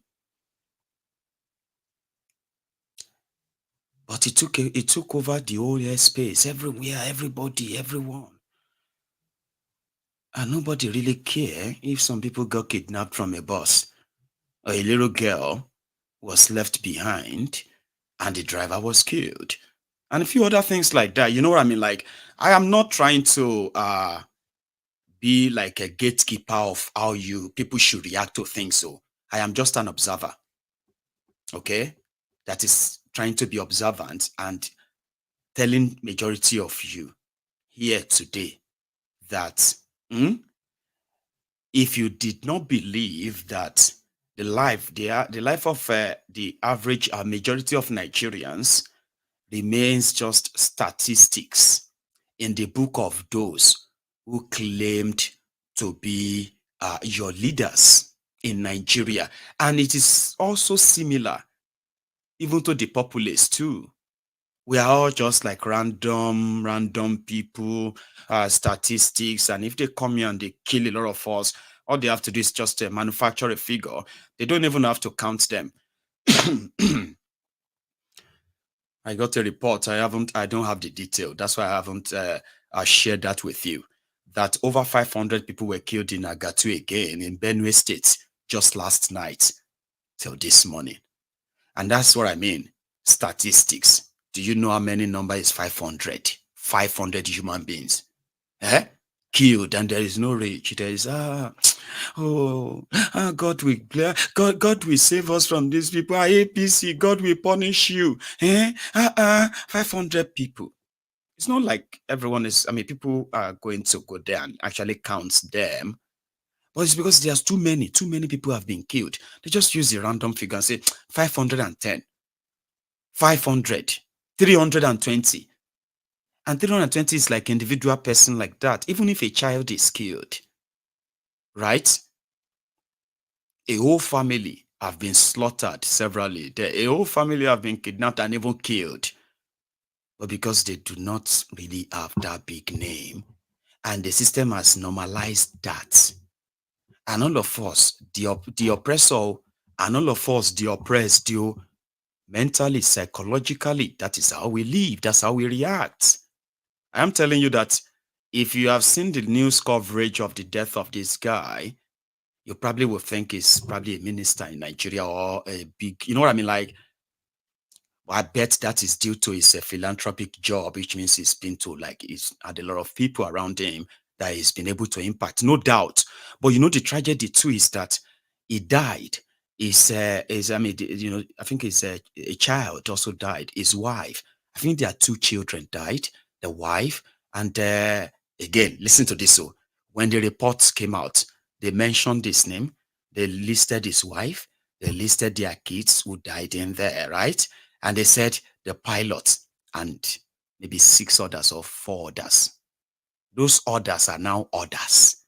Me and you can be like others to the rest of the world because we do not really matter. But in America, here in the UK, if any soul, any life is lost, trust me, you will get to know the name of the soul if more are lost, and it becomes a national thing in their country. Even those of you who are not in America, you begin to get to mention some of you actually know some names of those killed by the American police in America. The blacks killed, the whites killed. Some of you are kind of really, really detailed about them. Abi? Well, if I ask you, do you know the names of those children killed in Mangu on the 24th of December 2023? Do you know any name? You don't. Do I know any name? I don't. And if I do not remember a lot of them. And that is how we are programmed. But when you wear one name, you don't even have to know them, and you just have to feel the empathy. You just have to feel the humanity and say, oh my God, damn. Huh? How could somebody like that just die? How could the plane crash? Oh my God, the children. A whole family. Oh, you know, that's your humanity there. And it is normal, it's okay. But it is selective. We select how we empathize. We are in a society whereby if your second name doesn't really ring bell, if Fulani cut off your head, they will say 3 people killed. One of them, they cut off one head. That's it. And you don't really have to be rich. You don't have to be a billionaire. You don't have to be a politician. Before you are moved from statistics to citizen. Citizenship means every one of us like that is what? Is registered into the system. And if any of us should die, they must explain what killed us. Nigeria has no citizenship.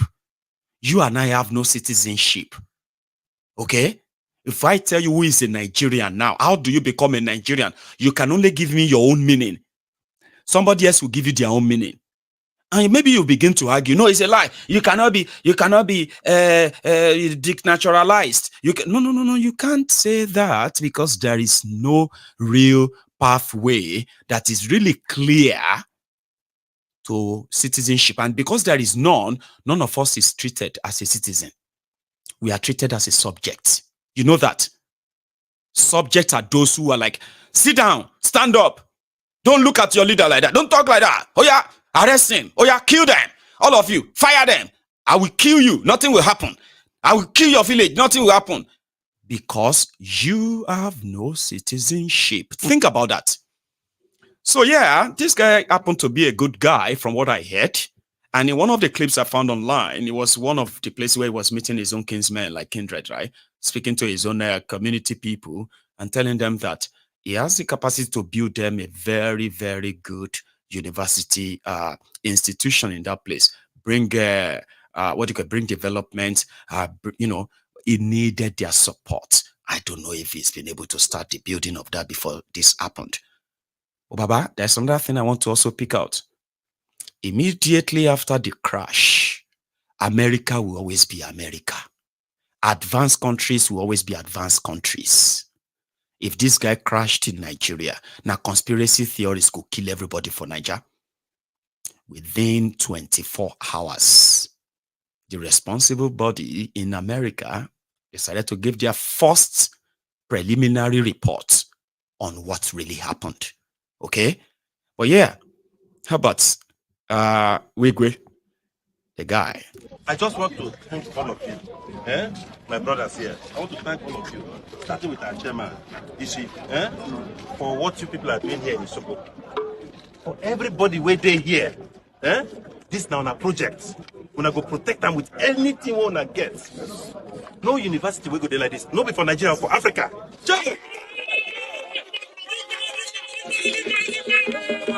On my life, on my children, nothing will compare to this university.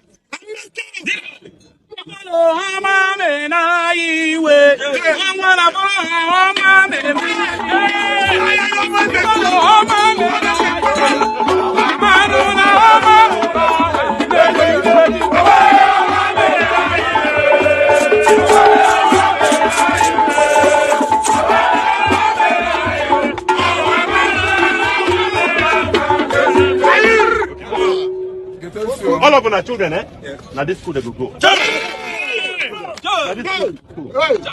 We go already by next week. The remaining buildings will start. 2,000 people go to work for here. Amen. We don't want security problem. No way. No security problem. No, easy day. What is it like all of us get up? Anybody want to spoil them? You finish up.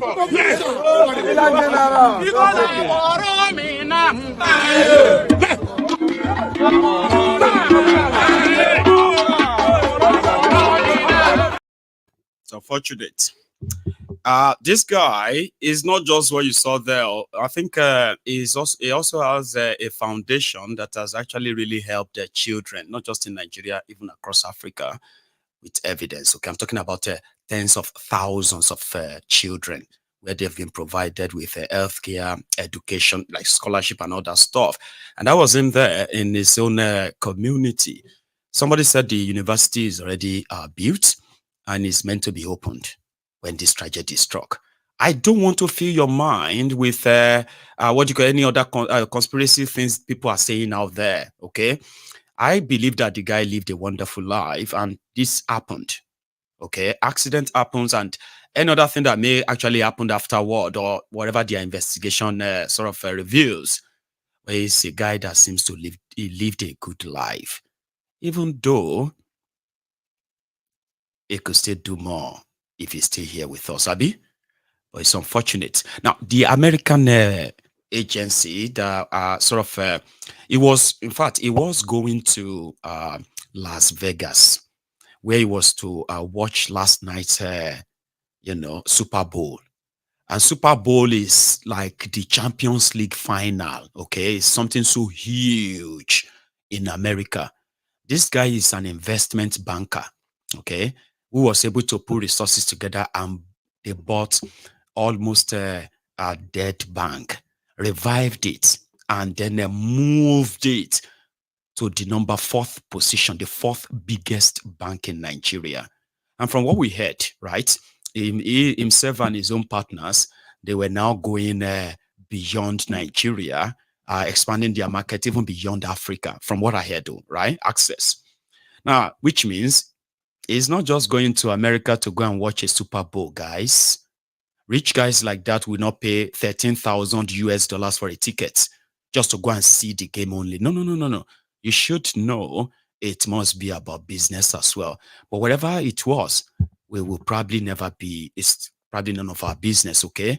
But what really happened? How could the brand new chopper drop off the, drop off the sky and then exploded upon impact? That's what they said. But we'll hear from them directly. Listen to this. Good evening. I'm Michael Graham, a board member with the National Transportation Safety Board. Joining me tonight is our investigator in charge, Aaron Sauer. The NTSB just recently, within about an hour ago, arrived on scene for this accident investigation. Last night at 8:45 p.m. Pacific Standard Time, an Airbus EC-130 helicopter departed Palm Springs, California, en route to Boulder City, Nevada. At about 10:08 p.m., the helicopter impacted the terrain south of I-15 near Halloran Springs, California. Halloran Springs is about 75 miles northeast of Barstow. 2 crew members and 4 passengers were on board and were fatally injured. Before I go any farther, on behalf of the NTSB, I'd like to express our deepest sympathies to the families and loved ones of those who lost their lives in this terrible tragedy. We have a representative from the NTSB's Transportation Disaster Assistance Division on scene with us. She is currently working with the family members of those who lost their lives and will provide support as well as investigative updates as they become available.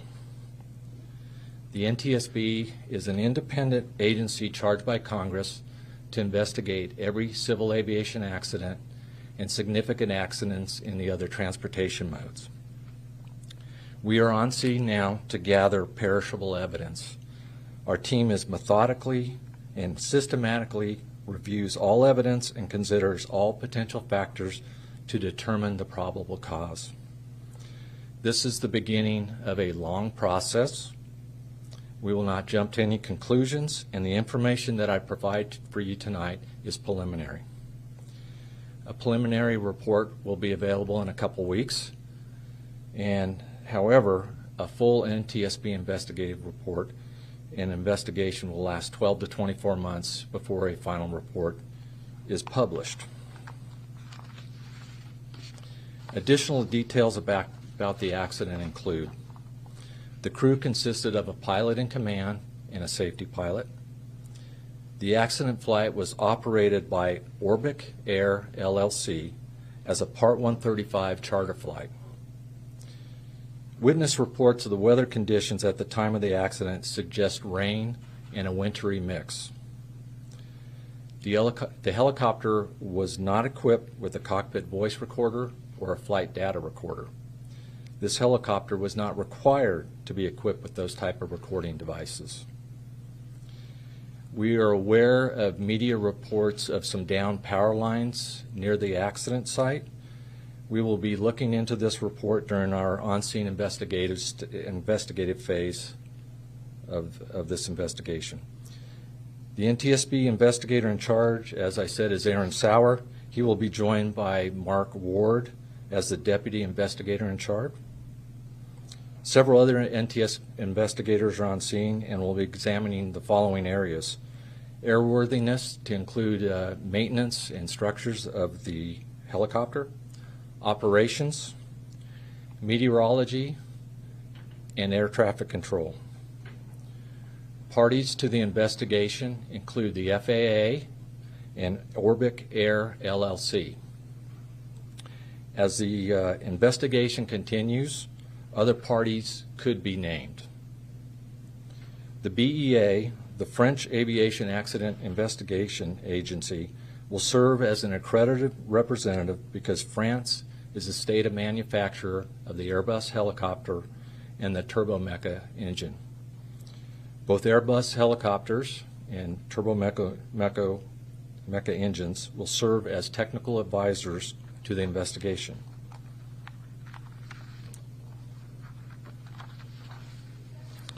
Planned activities for tomorrow will include traveling to the accident site to conduct the initial on-scene documentation, and documentation will also include aerial mapping of the wreckage with a drone and site measurements.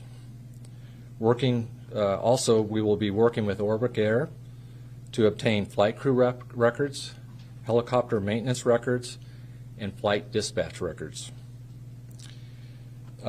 We are aware that there were several 911 calls last night to report the crash from Interstate 15, and we'd like to ask any of those people that had witnessed that if they would reach out to us with any further information they may have, such as photos or anything of that sort, and we can be reached through witness@ntsb.gov. Again, that's witness@ntsb.gov. We will provide updates as they become available. You can follow the NTSB on X, or formerly known as Twitter, at ntsb.gov. One final comment. I'd like to thank the first responders who first responded to the accident scene, and the ongoing coordination of the San Bernardino County Sheriff's Department. We really appreciate all their work they're doing. I'll take a few questions here. As I do, please raise your hand, state your name and affiliation. Please go ahead. Sean Hanlon News. Was there a fire involved when the aircraft crashed after it hit the ground? The question is, was there a fire involved when the air crash hit the ground? As far as we know, from what was reported from witnesses, that there was fire when the aircraft did contact the terrain. The rental company, or was this a charter flight coming from Las Vegas, this Orbit Air, that these passengers rented this aircraft? Yeah, the question is, did these passengers rent the aircraft from a charter company? Yes, they did. The charter company actually is, I guess they have an address out of Camarillo, California, but I think they base out of Burbank. We're looking into that for sure. They will be arriving to help us out as a party member. The flight was actually from Palm Springs, California to Boulder City, Nevada. The weather conditions, you said there was a mix of rain and snow. Can you talk more about the weather conditions in the area at the time the helicopter was flying through that area? Okay. The question is about the weather conditions at the time of the accident and where the helicopter crashed. It was reported by witnesses that there was rain with some wintry mix. We currently have a meteorologist working on our team, and we are working to analyze and get the exact weather conditions at that time. Of course, that's out in the middle of the desert, so we'll have to find the closest reporting stations nearby to be able to give any accurate information as far as the weather was at the scene. My last question is, do you know the altitude that the helicopter was flying through the area? I mean, was it, did they experience, is it possible they experienced a mechanical problem? They were flying high and they, auto-rotated down or came down somehow, or were they flying so low that they crashed into the side of a mountain? What do we know about that? The question is about the altitude and the flight path of the helicopter during the flight. We don't have any specific information on that right now. We are getting air traffic control data, ADSB data. We're just starting to receive that. Hopefully we'll have more information tomorrow for you on that specifically. And we always have to ask people, do you hate anything on? So I decided to share that with you so that those of you who are watching me from Nigeria, whenever there is, when something happens and the agency handling that is speaking to the public, you have to tell what you know. You have to give the public something. If you are there, if you don't have anything to give the public, do not address the press. So in their case, they call it preliminary. The response and everything that has given them little information idea about the crash, the little they can work with until they have the full information.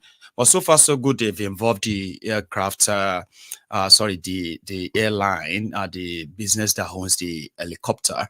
They've involved the manufacturer of the, you know what I mean, possibly the insurance company there, and so many other bodies that are going to be involved in their investigation. I didn't even know they crashed into a train. That's exactly what happened. They said the weather was bad, and then the chopper, the helicopter, crashed into a train. And there was fire. But again, a lot of people have said a lot of things. If people believe that people are comparing this now with that of Kobe Bryant, right? You know, Kobe also died similarly, right?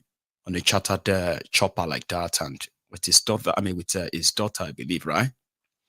So a lot of people are believing that this is not just an accident, okay? But yeah, possibly, I'm not saying that there's no conspiracy here or there, okay? But I'll leave you to all of that, because that's actually not my forte, right? And I think that would be me. The last time I was supposed to take calls, but I couldn't because of other things going on. So I will take calls tonight to complete the rest of the evening. And if you're up for it, okay, you should like the broadcast first. Okay, show that you are here. Like the broadcast, share it, and then get your phone. The number you can call is right there on your screen. And when I get back, I will take calls. Don't go anywhere.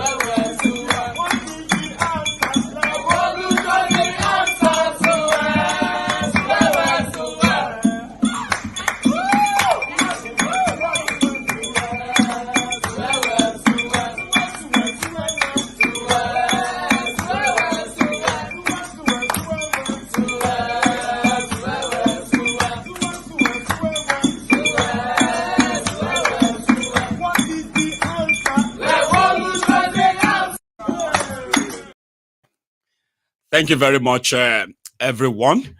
For those who are still here with us, remember, you need to at least like the broadcast to show that you are here. I mean, I keep reminding you. I also have a caller on the line. I hope you are still there. Can you hear me? Yes, I'm live on Maiyegun's glad to speak with you once again. Thanks so much. You're doing a great job, no doubt about it. Thanks, people are complaining about the whole thing in Nigeria, protests here and there. But I think it's, I don't know what's going on. I noticed there is more protest in the northern area, northern region of the country than the southern region of the country. And it's strange because I think the southern region are always more alert when it comes to bad governance than even the NSAS. The northern region wasn't part of it. But this time around, I think there's something is cooking.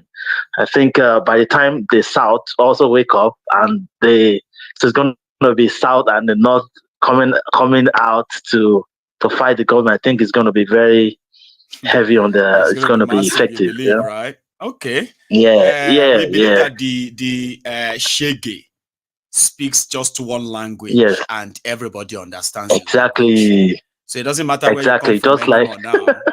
It will touch you. And once it touches you, we are going to react differently anyway. But you are right. Yes. Just like everybody is celebrating, everybody will have been celebrating our victory. But the only happiness Nigerians will have had, was cut short. That was also taken at away the final. From them. I know. Yes. And it was just like the apple go gone. Yeah. And the NLC that you talked about, the NLC that they are going on strike after 2 weeks. Mm-hmm. And people are saying that a month. that's not realistic. They're just saying that just to. I mean, what we even ask, you, right? Mm. What do you think? We know what is not realistic, right? We all know, right? Okay. But they are paying them 30,000 now. They are promising them extra 5,000 to make it 35. Now, in this economy of Nigeria, right? Like you, oh my God, what do you think is going to be like? Averagely, if anybody want to propose minimum wage, if you have to propose, looking at everything, because okay, looking at everything as it is now, they claim they are getting more money because of the subsidy now. So I think even the governors, most of the governors are not even paying the 30,000. So that's the problem. So I don't think even probably Rivers State might pay 50,000. One. Yeah. So you get now, like just say, okay, you know what? Then we will talk about if they will pay or not pay. Okay, you tell me what do you think is adequate, sir? Okay, maybe they might struggle to pay 50,000. Let's put it that way. No, you are 50,000 about them. If I have to propose that, how much do you think they can even start with as salary in Nigeria that you can begin to say, okay, if they pay this, it's a good start. So I'll say maybe 500,000 naira. That's also unrealistic. Yes, I would say it's unrealistic. It's unrealistic because let me just say, let me say 300. I don't think 300,000. Even they cannot even pay 300,000. As me and you, even 100,000 is a problem. Oh my God! Even 100,000 billion too, Baba. If they have to give, Jesus Christ! Hi, maybe 50,000. Last 50,000. Nigeria. I don't know how. Someone was telling me that 2 pure water, just 2 pieces of pure water, is now 15 naira. And I could remember before I left Nigeria, they used to sell a bag of pure water, 60 naira, 60 naira. Then I think during Jonathan's regime, around the same time, we used to sell it for 40 naira. Then it became 50. Then it became 60. That was when pure water became 5 for a long time. It's 20 in the bag. 20. Now 2 pieces, 20, 2 pieces now. I don't know. There must be something these politicians are doing to our people that they cannot see that things are going haywire. I mean, there must be a voodoo somewhere. I don't understand. There must be something because, so this guy, Darkman, said that social media is a distraction anyway. That if they take away social media, then Nigeria will rise up. That most youth are into social media. All right, no problem. Thank you. I'm going to cut now. Thank you for talking to you once again. Yeah? Okay, we will see how they do all the abracadabra. We will be here. We will be here. We will see. Thank you, Baba. And that's true. We will be here. We will tell you what this is going to end like. And if you don't believe, then we will be here when that begins to happen. And then we'll ask you, now, what are you going to do? Instead of you come and be like, somebody will get sense and say, oh, talk. Let us act. What are you going to do? Hello there. Hello, top of the evening, Mr. Maiyegun, the general. This is Windy City. The Windy City from Chicago. 2 days in a row. I'm so lucky. I know. I mean, sometimes people pick your voice, and I just had to quickly wait. I want to say Windy. I said, no, it's not him. It's good to have you back, sir. It's me. Oh, yes. Well, I'm fine. Regarding the last caller, pointed to the riot in the northern part of Nigeria. I think it all boils down to what you used to say. Somebody like their oppressor differently, right? You used to say that. Don't act differently. Thank you. I think when Buhari was there, all the hula baloo was coming from the southern part. And the northern, they're sitting on the pot by the soup, by the pot of soup. They just eating. Exactly. They were the they don't care. Name all the minister from AG, attorney J, as you call him, all the way down to the lowest of the lowest. It's all Fulani, whatever Fulani does, it's just, it's okay. So now there is the turns of the thieves in the south, the Yoruba, àwọn ló kàn, àwọn wèrè. So now, you know, Yoruba, we have a yeah. So now that the paradigm has shifted now, the northern part, they now realize that you know, things are not easy. So it's better so I think this is my own conspiracy theory and I own it 100%. I think I think what they are trying to do is probably signal to the people in the military like, you know what, kick these guys out, man, and put some Fulani guy in there. But you are not seeing it as the fact that you know, the hardship as it is currently, right? So their own protest, you don't see it as really genuine because the hardship didn't start now. So why now? So you don't see it as genuine, right? Yeah, the reason why they are what they are doing right now is because they don't have the power and they are suffering. You see, it's not going to be funny when the rabbit get the gun. When the hunter has the gun and chasing the rabbit, it's all fine. When Buhari was there and they kidnapping young, old, doing everything, it's fine. Now that like I said, the paradigm has shifted. Now the rabbit got the gun, and the hunter has to run. The hunter is now the hunted. Yeah. So now they're feeling the impact. We are not, we don't have power. We don't have any minister to talk about. We have this Igbo guy coming from Wiki, just doing whatever like. They don't like that. So it might be, I mean, just like my own conspiracy. They are not doing it in the interest of everybody in Nigeria. They are not. They are doing it just to probably catch. We probably arise it. Your theory is that those protests are not just protests. There are people who are currently out of power that are finding it difficult to function. So they are those fingers behind that. You kind of feel like that. Yes, like okay. I mean, this is where I'm coming from. Let's assume like tomorrow we wake up and one Fulani guy overthrew Thiefnubu. Do you think they are not going to be rioting? They'll be celebrating. I can tell you that. I mean, I will believe that too, because once the they will be celebrating, except if the person is Igbo, they will start rioting. You know that? Oh yeah. Oh Jesus! Yoruba will start. I mean, the two facts can coexist, sir. Win the city. You know that, right? We know that if somebody say tomorrow and say, fellow Nigerians, they will start jubilation in the north. I bet that. I agree.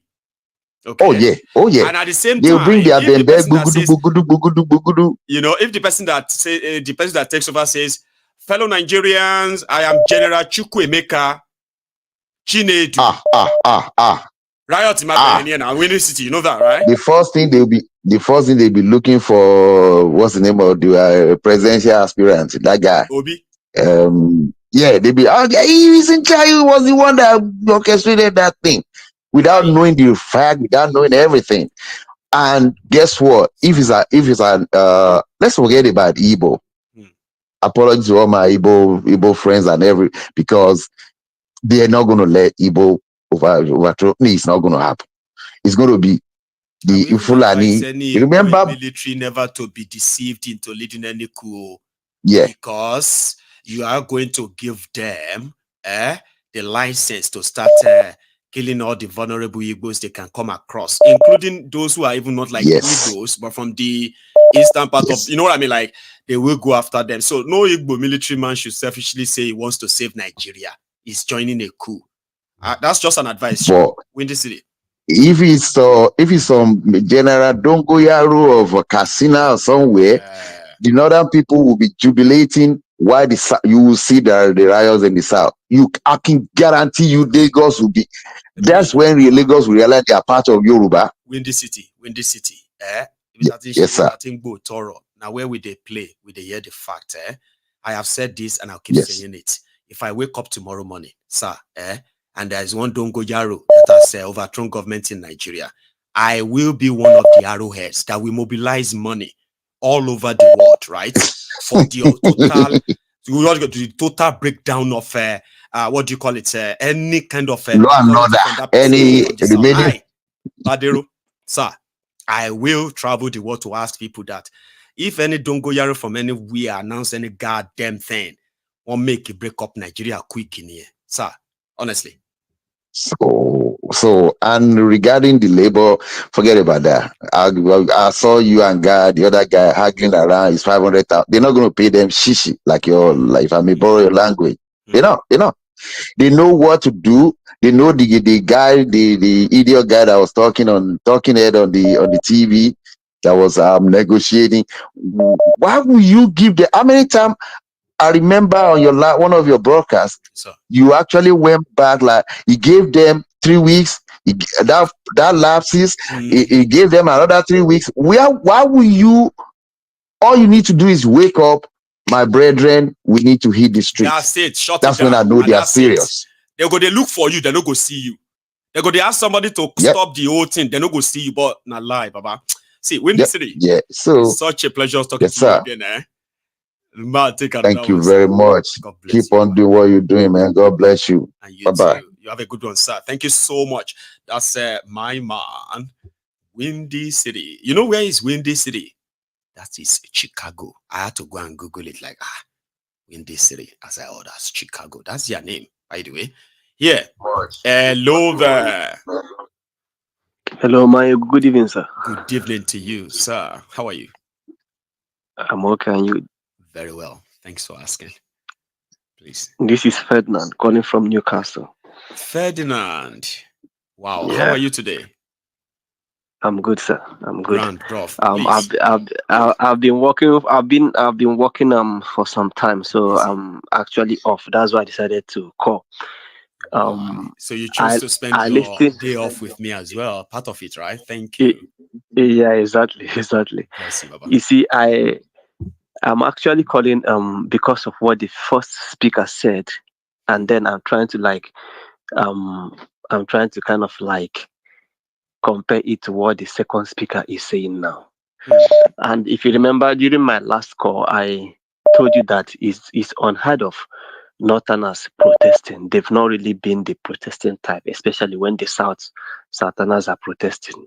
Because whenever we, the Southerners, protest, they not see it as a threat to their government, especially when they have their own person in power. That's right. But now a Southerner is president, and the Northerners have been the ones protesting. All of a sudden, it looks as if the hardship is like it's new. More it's in just the north. Happening now. Like it's something that just started last June. I get you. But So there are two things that I'm actually looking at, because let me first say let me actually throw a little light into what the first caller said.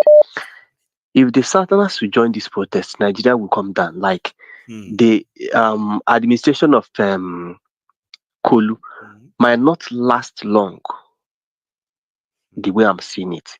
Because if the Southerners should throw in their weight behind this protest that is going on in the northern states, it will just be like the positive, it will be like, there will be an explosion. Because right now it looks as if the Southerners are quiet because it is their son, but that is not the truth. No. Now, if the Southerners should throw their weight, I mean both Southeast and Southwest, behind this high cost of living, it will actually give the North more energy. Yes, the boost they need. And if that happens, how many people will they arrest? How many people will DSS clamp down? Remember the last time the Northerners staged anti-protest during NSAS. I remember. So the DSS, they sent military to the Southerners who started shooting. Now, how many military will they deploy?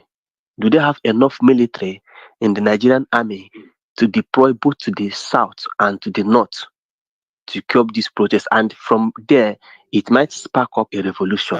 Just give me a sec, Freddy, right? I've got a shorter screen for a sec, okay? Just stay on the line with me, okay? Don't go anywhere. Just a moment, right? Thank you.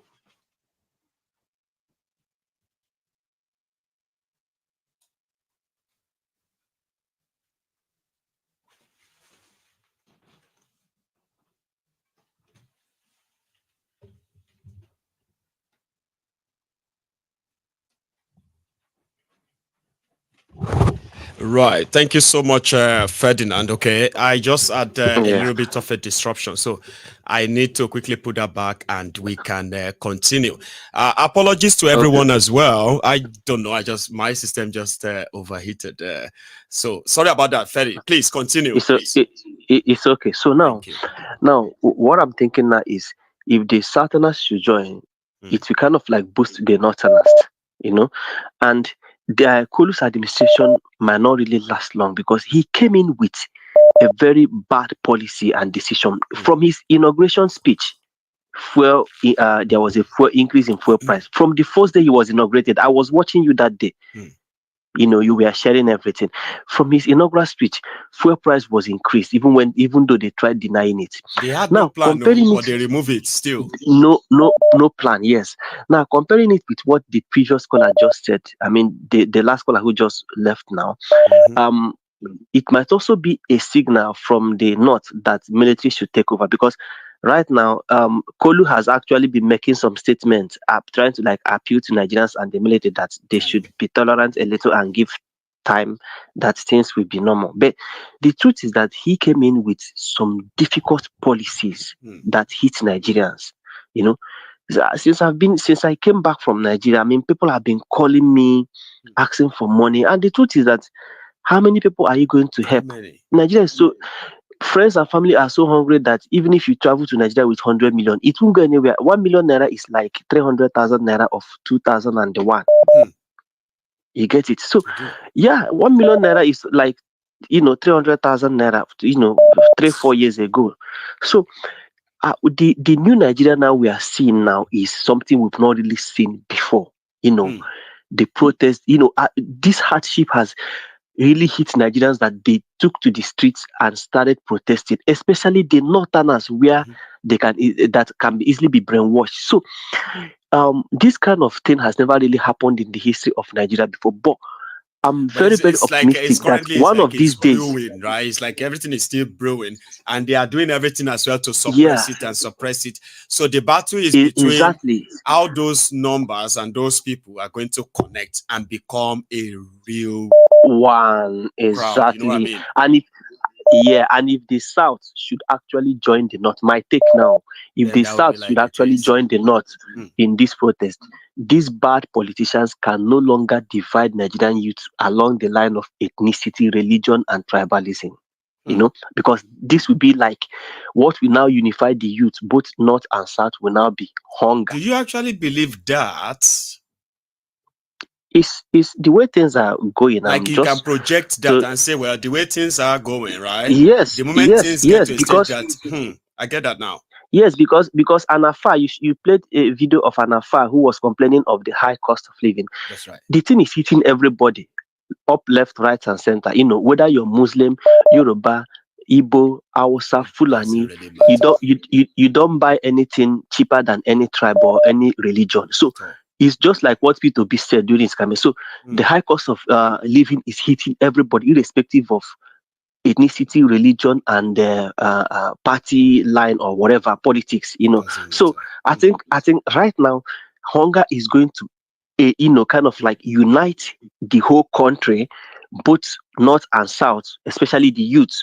Hunger, unemployment, and insecurity will unite everybody, and for once this revolution we've been hoping for might actually happen. Then Nigeria will split into 4 different countries. So this thing happening right now is something really new that nobody can really tell. But I'm still analyzing and looking at it. But Kolu might not finish his administration. Just mark this. He might not finish his administration. We'll see how that pans out. Okay. Do you know what I believe is that you know what they say about if you find yourself in a hole, you should stop digging. You know that. Now, what we have seen in these criminals and their enterprise is the fact that Nigerians have been dug into a deeper hole. And these guys are Very, not very even deep giving one. up. They are digging more. They are not even filling the hole back. All their actions are not showing that there is going to be At any all. reprieve for At people soon. all. So At yeah, all. we will At all. get to that If he stage could, soon. if he could actually come in within few months in power, he allocated some funds to buy new SUVs for lawmakers. Can you believe that nonsense? You and I were in the UK. How many SUVs do And it MPs wasn't and even to buy their own locally in produced Scotland? cars. So, see, in Scotland, Ferdinand, they are Scottish MP and all this. How many cars do they use? they don't buy them You any know? cars. Yeah, we don't buy cars for anybody here anyway. So you buy a car yourself, all right? But see? however, I'm saying, So- there's something I wanted to say. I just you that said just they did not buy them. they didn't buy the cars in You wanted to say Nigeria. They have cars in Nigeria. Yeah. Those billions of Yeah. naira that they wanted to buy. I mean, they bought cars with, right? They send them to Yeah. Japan to buy Japanese cars. Send them to Germany Of to course, buy German of course, cars, and all over the of place. course, they would rather patronize Germany than patronize Innocent because No, they he's won't. Igbo. They won't patronize They Innocent wouldn't because he's patronize Igbo. them. Yeah, and even if there are other local car manufacturers or dealers, they won't They don't need patronize them. them because they will see it like it's a way of kind of like supporting them or kind of like financing them, and that in turn they might want to use the funds against the government. I don't to even fight the think government. that, So, Ferdinand. I don't even see that. I think they feel like they that have been driving latest. You know, these guys drive every new cars now. The cars that will come out. You see all these 2024 cars that are coming out 2024. They've already got their ordered it. orders. You know that? Yeah. So Yeah, to I know. them, it's like a downgrade. Me, I will now be driving not. I'll be driving nonsense. Exactly. When they gave me money Exactly. that could buy me Maybach 2024. Exactly. Why would I go and exactly. buy? No, I don't want that job. Exactly. So and that's what you call patriotism, Exactly. Abi. Is that patriotism? Exactly. Those people who are given It's not. everything, but they don't believe in Nigeria. They turn around and say don't believe in Nigerians it, should defend dollar. Nigerians should stop Yeah. asking for dollar. Nigerians should stop buying Yeah. foreign things. People waiting. Exactly. God damn it. Ferdinand, let me Yeah, take another one. that's Okay? it. Thank you very much, sir. Yeah, You have thank a very you. good one, okay? Thanks a lot, Baba. I'm so sorry. My line there just got cut off there because my camera was overheating because there's no enough air. But our time is also coming close to an end. We still have like half an hour to go though. Hello there. Hello. Maiyegun Baba. Sir, how are you? I'm fine. Good evening. Good evening, sir. I know, say you no go recognize this voice. I can try. Maybe when you keep talking, or you can save me all of that wahala and just tell me. Okay. This is my first time calling. Right. That's why I say you no go recognize. I don't they follow you. God bless you. I say today. I go must reach Maiyegun today. Fantastic. And here you are. You and I are already talking. I love determined people. A lot of people are just like, no, he's too busy. I can't bother. But here you are. Thank you. Even when I dare walk, once I dare walk, 8 o'clock done they reach. I done they round off everything what they do. Make I follow up. God bless you, Baba. Thank you so much. How is everything? Yes, I'm fine. I'm calling from Manchester. From Manchester. That's great. Yes. Thank you so much. Yeah, you and I are here now, and I bet you have something to add to this too. Do you? Yes. Honestly, the level I saw Nigeria when I traveled on December, it was very bad. You were in Nigeria in December, were you? Yes, I went to Nigeria. I'm from Abia State. God bless you. Well, Abia people, the exotic guys, there's so much to probably like, they said Abia people are the ones who won lottery in this their charade. But tell me, how was it when you were there? Yeah, at least in terms of some kind of construction of road, OT is trying, but generally there is seriously hunger in the land, honestly. And probably the way I'm predicting some things right now, if anything comes out, maybe protest or revolution in terms of hunger in Nigeria, nobody should be surprised. Nobody should be surprised, honestly. So you actually saw that, but did you see? Somebody told me that you could see the deprivation you could see the depression, not depression, but kind of like the let down look on people's faces. You could see through their soul when you look into their eyes, like it's like they've given up about everything almost. But you think they still have it in them despite all this? People are just living from hand to mouth. I must tell you. The way it is, people are just living from hand to mouth. Even in terms of the number of people, a lot of people are even looking for how to leave the country. Even when I traveled, I barely even see some of my friends. A lot of them have traveled. In fact, Nigeria is no longer the way it used to be. You can see anger in people's face. Everybody is just aggressive, and nobody is just happy. You understand? They are just managing their lives. This is how, anyhow it comes out today. They just take it like that. For the day.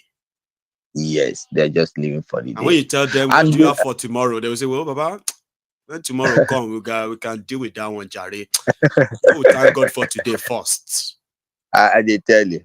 Sometimes there is this thing I used to tell people. They used to say they voted for Thiefnubu, let them suffer this thing. See, in my own take in this aspect of that issue, I think nobody voted for Thiefnubu. Thiefnubu just bought INEC. He didn't have the number to make him president, and I can see that anywhere. Yes. No. Yes. Like, so when people say that, let them suffer it, let them suffer it, they voted for him, let them suffer it.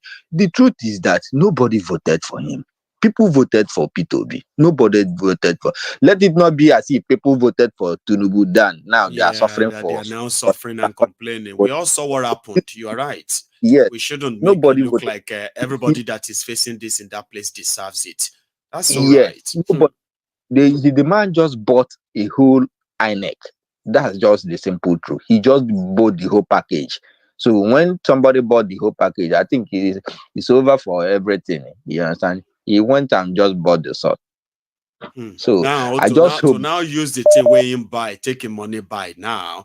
A couple I say not taking money buy trouble, sleepless night, and the rest of that. Because you just told me now that people are so angry that you will not be surprised if there's a protest that spring up tomorrow because of hunger, right? No, so I wouldn't you be don't taking money by trouble now, be that all, because it will keep giving people money, the military, the police, and all of them.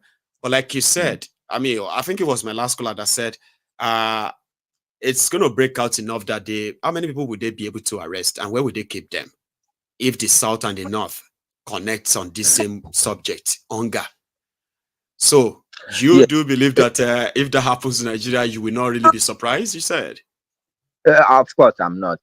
I told one of my friends, say, you see all this revolution, something. This revolution is start from the South. It's going to start from the North. When North want to do something, they put their minds back and do it. You understand? It's only when the South see the North that they are very serious. They've never seen them. They are not yet serious. When they are serious, you will see the reciprocation from the South. You understand? Right. Get here, because if you take a look at how this enter started, what should have just ended everything was for North to started their own. If not, would have started their own size, it would have been a game over. But they did not. They were brainwashed. You understand? So I think once North starts this thing, and Southerners see that yes, he don't set. See, they are doing everything to brainwash anyone they can brainwash in the South right now. That he's going to bring another Northerner in. If anything happens, they are just going to be in all that stuff. They are already saying that. Exactly. For example, and you don't think that's going to really work on the Southern youth too? No. Everybody is wise. Everybody is wise up now. Honestly, if you even look at the type of comment people are even writing, you could even see that everybody who already know what their next plan will be. Everybody just know. When they say the truth, what they are about to do, everybody already know. Everybody is already pretty much like we are all living on a borrowed time right now. Anything can happen anytime. You believe so? Yeah, Nigeria is just like a time bomb right now. Anything can happen. I'm telling you, anything can happen right now. And my prayer is just that my prayer is just that let it not be some kind of civil war. Let it go under revolution where they will only wipe out the evil leaders. Yeah, without using tribe, ethnic or religious, whatever. Just go after them when you see them and deal. Exactly, go after the leaders. We can't be suffering like this, and because if you go through war, it will not end up a poor man and a poor man killing themselves. Then these people might just run away. But if you go through revolution, they are already building themselves private airfields across Nigeria too. You can imagine. They are not going to use so that your airport. All these airports you are seeing, they are not going to use them to escape from Nigeria. They are already building airfields. Yes. Across the place. For easy escape. Mazi, thank you so much. Let me just kindly get another I'm one happy and see. to speak to you this night. Thank you. You have a wonderful evening, okay? And my regards to the you. family, I could hear them behind there, right? Yeah, my wife always say Maiyegun, and she's here. Hello, Maiyegun. Lovely to speak to you. How are you, ma'am? I'm very well. I said to him, "You're always giving us bad news," but he won't listen to me. It's not he bad keeps listening. Do you really think it's all bad? You see, sometimes, right? Where you know what they say in Igbo, right? What they say in Igbo that when we carry somebody else's cups, they just feel like a log of wood. But when we carry our own somebody with our own loved one, their cups and all that, they are heavier than normal, right? So the reason why all of us should never wait till we are victims, okay, before we kind of speak up, is why we are using other people's stories and all that to tell ourselves that, hey, but nevertheless, thank you so much. Thank you for speaking truth to power all the time. Thank you. Thank you very much. Thank you too. I think I've just got 3 in 1 there. Yours, the little one, and the missus, right? So I'll leave you tonight. Okay. Thank you so much, Baba. You have a good one. Okay. Cheers, man. So thanks a lot, everyone who is still here, right? Olori. I remember when Olori would tell me that Maiyegun, I've tried to stop watching your program every evening. That I watch the program, so kind of always worried there's something to make me. And I was like, that is why I introduced the comic break in between. Okay, I'm not a comedian, but I had to devise means of trying to break the tension. Okay, because what you are witnessing here mostly is a need to know basis. Now that we are actually going further to get get people to stop. Not to stop at just talking. Okay, just like acting too. And I don't know how that has worked so far. Okay, because if you really know what is going on in Nigeria, like if you really do know what is going on, apart from what I know, you can never be happy with those rogues in Nigeria. You can't. It doesn't matter how you feel. It doesn't matter how gentle you are. No, people will say no. It doesn't really matter. Okay, if you know better, if you know what they're up to, Baba, you probably will be harder on them than myself. Okay, let me take this. You know what? Hello there. Yeah, General Maiyegun. Yes, sir. How are you? I greet you. I'm doing fine. Grand. I greet you too. Baba, go on, please. Yeah. First of all, my name is Nana. This is the second time I'm calling you. Grand one. I wouldn't know if please. Yeah, the first time I called you was I think sometime September last year when I was lucky enough to get you through. And there you so are. I'm here in 2024. You are lucky again. Glasgow with you. Yeah, that's true. I think we are both lucky. Absolutely. Because I would love to hear from people who have been like I've been lucky to speak to, and it's been a long time. I want to hear from them again. Yeah. People like yourself. Absolutely. So yes. Thank you very much. You are so welcome. Because of our time, I just have one thing to contribute tonight. Please. And that has to do with the fact that so many of us who are ardent listeners of your program or followers, and who also pay attention to history would know that Nigeria has actually got into a spot where it becomes very, very clear to even people who don't follow your programs or listen, who pay attention to history, that Nigeria has reached a point where certain things can no longer reverse itself. No. So now, say for instance, I know so many of them will be thinking by now that Nigeria will still be okay, that things will still go back to normalcy, that things will still go back to the old days how it used to be. But the truth is, if we look at how, for instance, how the Roman Empire collapsed, you see, there were just three factors that actually facilitated the collapse of the Roman Empire, and one of which is corruption. And I wouldn't want anybody to begin to discuss anything about corruption in Nigeria, because if you ask me to compare, I will tell you that the level of corruption in Nigeria is even worse off of what we know of the ancient Rome. Exactly. But in this case, what history told us about the ancient Rome? I'm following you, bro. Please. Exactly. If we say, for instance, we check the book of William Shakespeare, Julius Caesar, you see, Shakespeare was able to point a very important lesson how corrupt the people of the ancient Rome were. You know, it's very easy for people to rise up to becoming great in life, and it is also very easy for the same people to fall. And how do people fall? It takes people who are corrupt around them, you know, to destroy something that is good. Okay, so the point that I'm trying to make is Caesar in that book was represented as an icon of a Roman society, having risen from the scratch.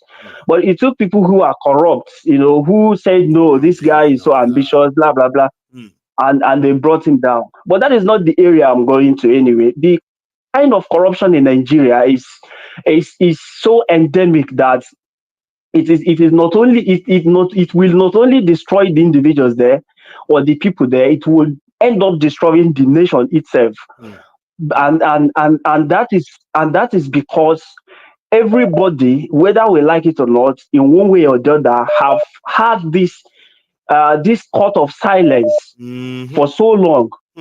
That when I just heard you when you were saying something about a driver being shot and some passengers made away with, and a baby was abandoned.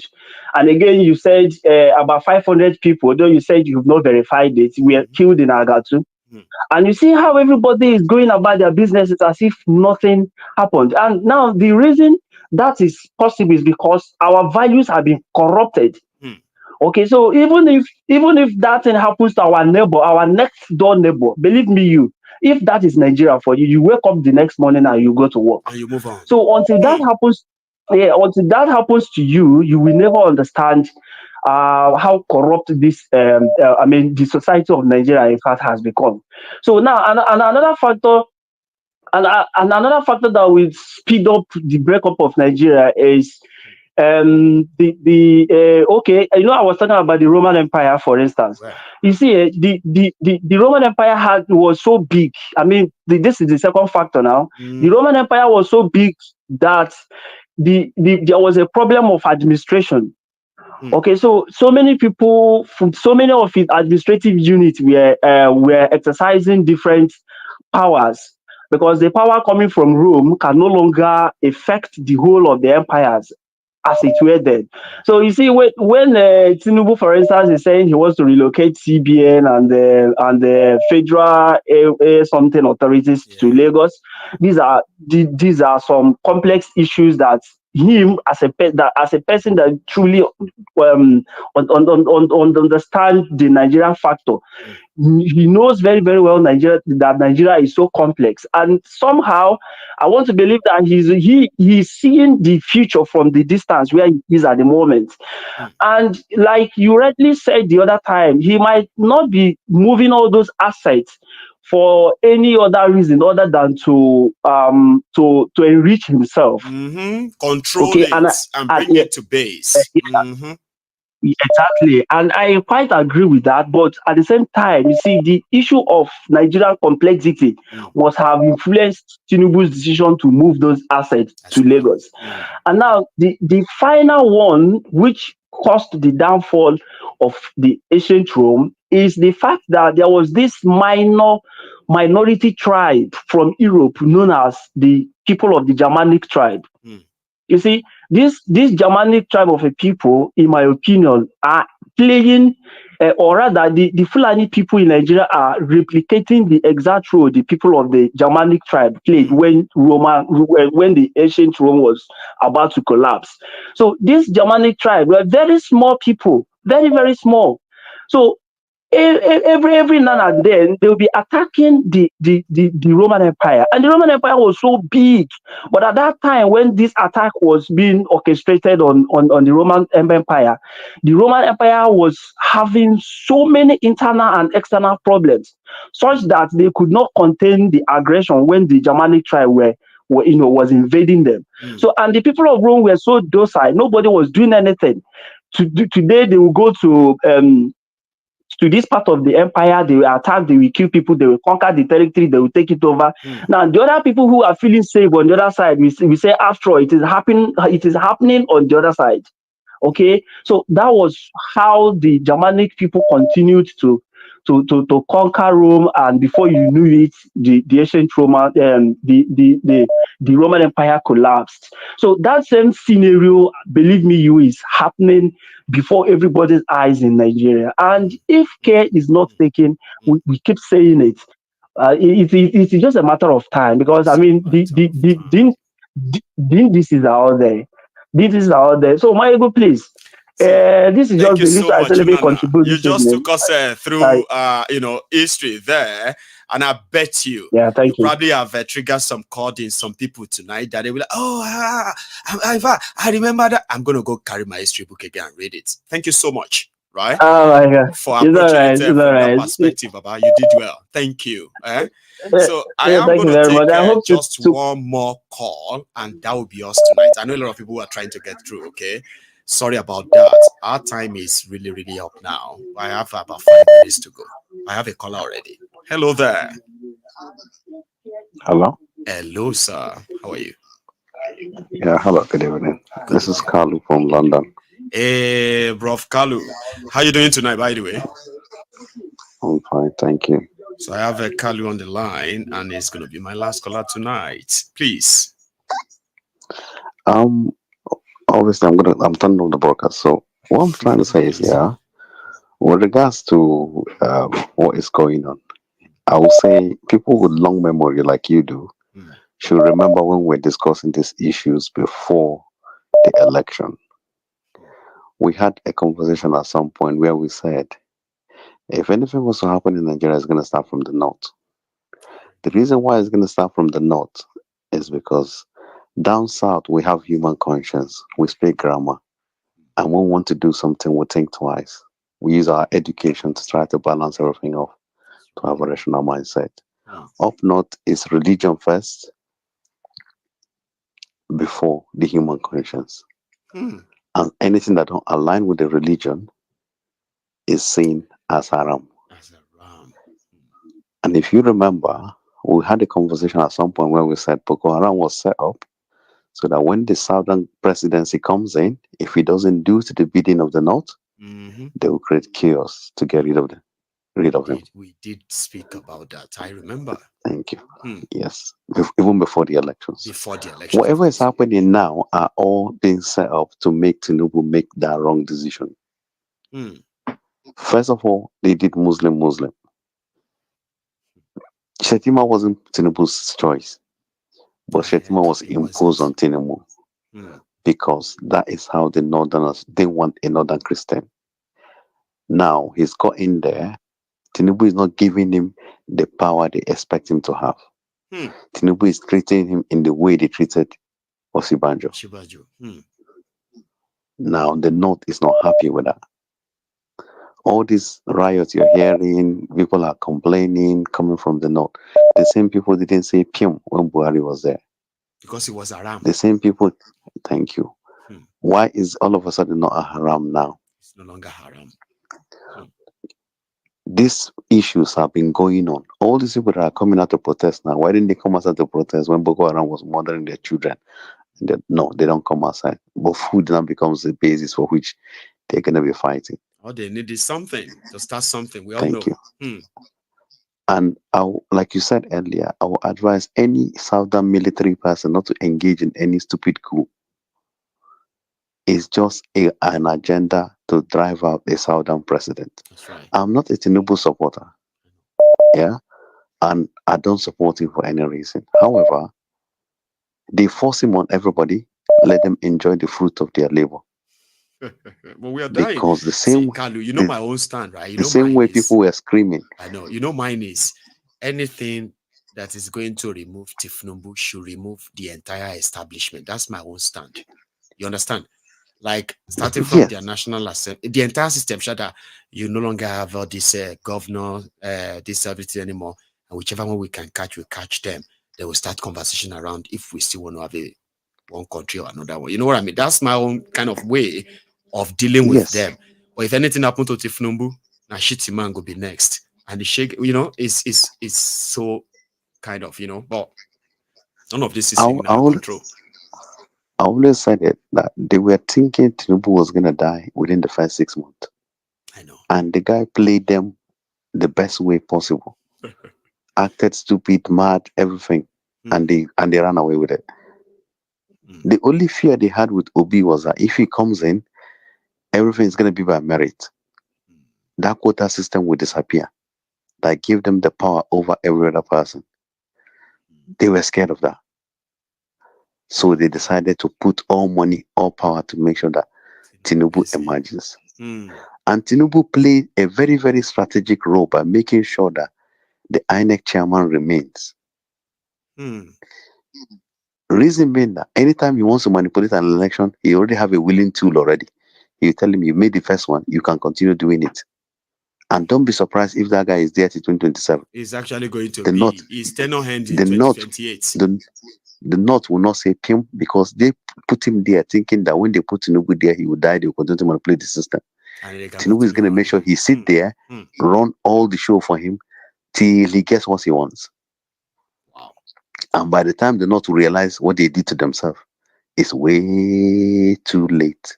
But when we say the North, are we not referring to their elite? What about the ordinary people? Just like South, when we say the South. Are we not supposed to be referring to this elite in the South? Or should we just say the North is responsible as well for those decisions? I'm talking about the people now. Okay. Out of the abundance of the heart, the mouth speaketh. That's right. And out of the population, leaders are selected. That's all right. Those people that are elite are representative of the North. Can't you see how many NSAS, when they are protesting NSAS, how many northern youths came outside apart from the middle belt to protest? Which means they are happy with what they were getting. When people like Obedient were screaming, don't vote these people, don't vote these people, they did not come outside to tell you anything. No. When people were going to court in Abuja to say, if they declare this person a winner, they're going to put. How many northern states came outside to say, we did not vote for this person? Well, they were asking the Thiefnubu to kill anybody that tried to, and they still do. It's all mixed up. I know, Kalu. No. Let's just be honest. If when you had the chance to even say you are not part of the system, you came out and say you're part of the system, then the system start punishing you. You're not expecting me to wake up from my bed and come and tell you, you're the minority, you're the smallest person on the table. No. Your action, like you always say here, your actions have consequences. Election have consequences. That's right. And it's time we start telling people, the moment you take that, you wake up in the morning and you say A, that A means A. If it doesn't mean A, better go back and tell the person you told, please, it doesn't mean A. Like the parable you said, the child was telling his dad, I was joking with you. That joke has consequences. It does. And that has been what has been happening. Nigerians have come to a point where the younger generation, I will say the Gen Zs, have woken up to the point where they can see what is happening all over the world. They can see opportunities. But people born with the 80s, 70s have not realized that these people have right to think for themselves. And the people up north and the leadership do not actually understand the relationship between poverty and economic prosperity. I think they do. How can somebody like Sanusi, I'm not disparaging him here, he come in and speak all the grammars? How many people's life has he changed up north? Why has he not nominated somebody very, very important that can even come outside and change the system? I mean, if let's just not even go too far. If, for example, the way Abia State governor is performing, other governors are performing half of that across Nigeria, do you think people like you will have a platform? You know what I mean? We'll just turn to pressing gas, showing everybody new things that they just built. You don't have a platform. You know? And that is why when the people are saying, oh, when they say they not, no. We in the South complain. The same way you complain. Okay, Sunday Bo came outside from the southwest. Yes, he did. Nnamdi Kanu came out from the south. That's right. East. Who came out from the north? These are questions you begin to ask yourself. None. Even come master, let DSS arrest you first. Let's know that DSS have arrested you. Then we know, okay, yeah, so at least you are agitating that you're not part of the system. Exactly. Look at what Niger State governor did a couple of days ago, say no more food should leave his state. How many southern states can make the same policy and get away with it in the south? I don't think I begin to ask myself, we don't work in the same, we're not of the same mindset. No. We are never of the same mindset. We are never cut from the same fabric. We have nothing in common if all of us have been honest enough. But yeah. I was watching a program 2 days ago about Ivory Coast, where somebody there, business people from there, actually can be traced their ancestry to Ejibo. That's right. In southwest Nigeria. And they tell you that if they want to take their light, they send them a text message living in a particular area to tell them they're going to take their light. It's going to be taken for how many hours? This one is going to come back. Ivory Coast here. And as well, the government will ask you, after submitting tax return for 3 years, they will ask you, Oga, you've been submitting tax return for 3 years. Do you need loan to increase your business? And we are calling ourselves Giant of Africa, Giant of Africa, Giant of Africa. What makes us giants? Giant of waiting. Giant that cannot afford to pay salary to staff that have finished work. Giant that cannot afford to feed themselves. Or power their homes. With this thing that Niger and these people have done now, you're only talking about Niger. What if the other Mali and other people join in this same system and say, okay, you know what? We have made a military park. We don't want any of your planes from south passing our border to go across our airspace. Do you know how many miles? That means you have to be doing. There will no longer be direct flight to Nigeria anymore. No, it has to be transit. Now, if you're doing transit, what is the guarantee with all the flight accidents we're having across the country everywhere? No, you just find yourself in any of those flying coffins. You have no idea who they are, but your airline says they will have to carry you from here. We know they enter Niger because we can't fly over that place. See, Kalu, you and I can actually really speak for the rest of the night. Indeed, we just did that, okay? My time is really, really up now, and I so much appreciate, your contribution this evening. Thank you so much. Yeah, right? Thank you very much. Thank you. Just keep doing what you're doing. You're trying your best. Just keep. Thank you. I don't have any hard feeling against whatever is happening. Just that at the end of the day, everything has consequences. We should just. Thiefnubu must do. In short, Thiefnubu must do 12 years. He must do 12 years. Oh, no, I will give him 12. Okay. Yeah, I will give him 12. And not just he must do 12 years. 7. Okay, we'll see how that goes. It's like you just finish everybody so that there, next time, and who's going to be left after the 12 years? Next time when they tell them to come and vote, may do 12. You know what I mean? Make it when they tell anybody to come and vote next time, they open their eyes. Their senses. But God forbid, I say God forbid on their behalf because I get family there, Kalu. You know what I mean? This is pretty much like a scary nightmare. Maiyegun, it's not about scary nightmare. You go to an election polling unit, you tell persons from here, say, I beg, vote this person. You go tell you, say, Ogbeni, because you dey Europe, you talk. You don't know what they happen for ground. Then when the thing will come, they happen for ground. After you don't vote, when the thing they happen for ground, come they happen for ground, you come they call you. In they call you, say wait. So what? So come and see, Kalu. Thank you so much, right? Sending word to everyone. Okay, you have a wonderful evening over there. Bye-bye. Thank you so much. Now, that's where we will draw the curtains tonight. I don't even have to add anything. My time is far spent. So I want to say thank you to every one of you as well for this evening. I will see you some other time. So you all have a wonderful evening and good night.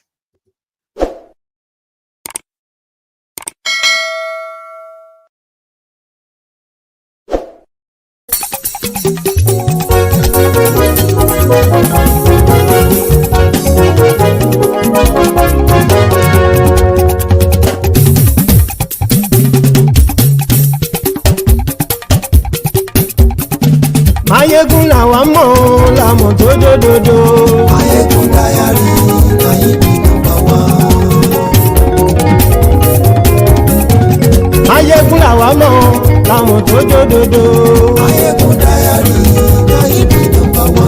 Maiyegun ti dé o ọ̀rẹ́ ará ìlú. Maiyegun Diary láyé bí nọ́mbà wá. Lórí Facebook lórí YouTube. Maiyegun Diary láyé bí nọ́mbà wá. Gbogbo bó ṣe ń lọ ni Maiyegun já wa sí. Maiyegun Diary láyé bí nọ́mbà wá. Àṣírí ọ̀jẹ̀lú kì í bò níbẹ̀ o. Maiyegun Diary láyé bí nọ́mbà wá. Bó bá ṣe eré àní Maiyegun máa wí.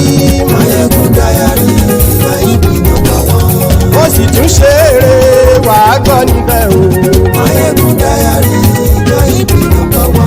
Maiyegun Diary, Diary Politico. Maiyegun Diary láyé bí nọ́mbà wá. Godfatherism kò sí lọ́rọ̀ Maiyegun. Maiyegun Diary láyé bí nọ́mbà wá. Ẹ farabalẹ̀ sẹ́ o kẹgọ́rọ̀ lẹ́nu o. Maiyegun Diary láyé bí nọ́mbà wá. Àní Maiyegun làwa mọ̀ tó dòdòdò. Maiyegun Diary láyé bí nọ́mbà wá.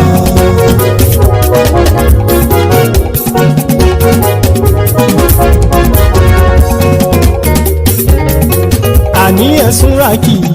Maiyegun ti dé. Maiyegun ti dé. Ọ̀jẹ̀lú ẹ̀sùn rákì.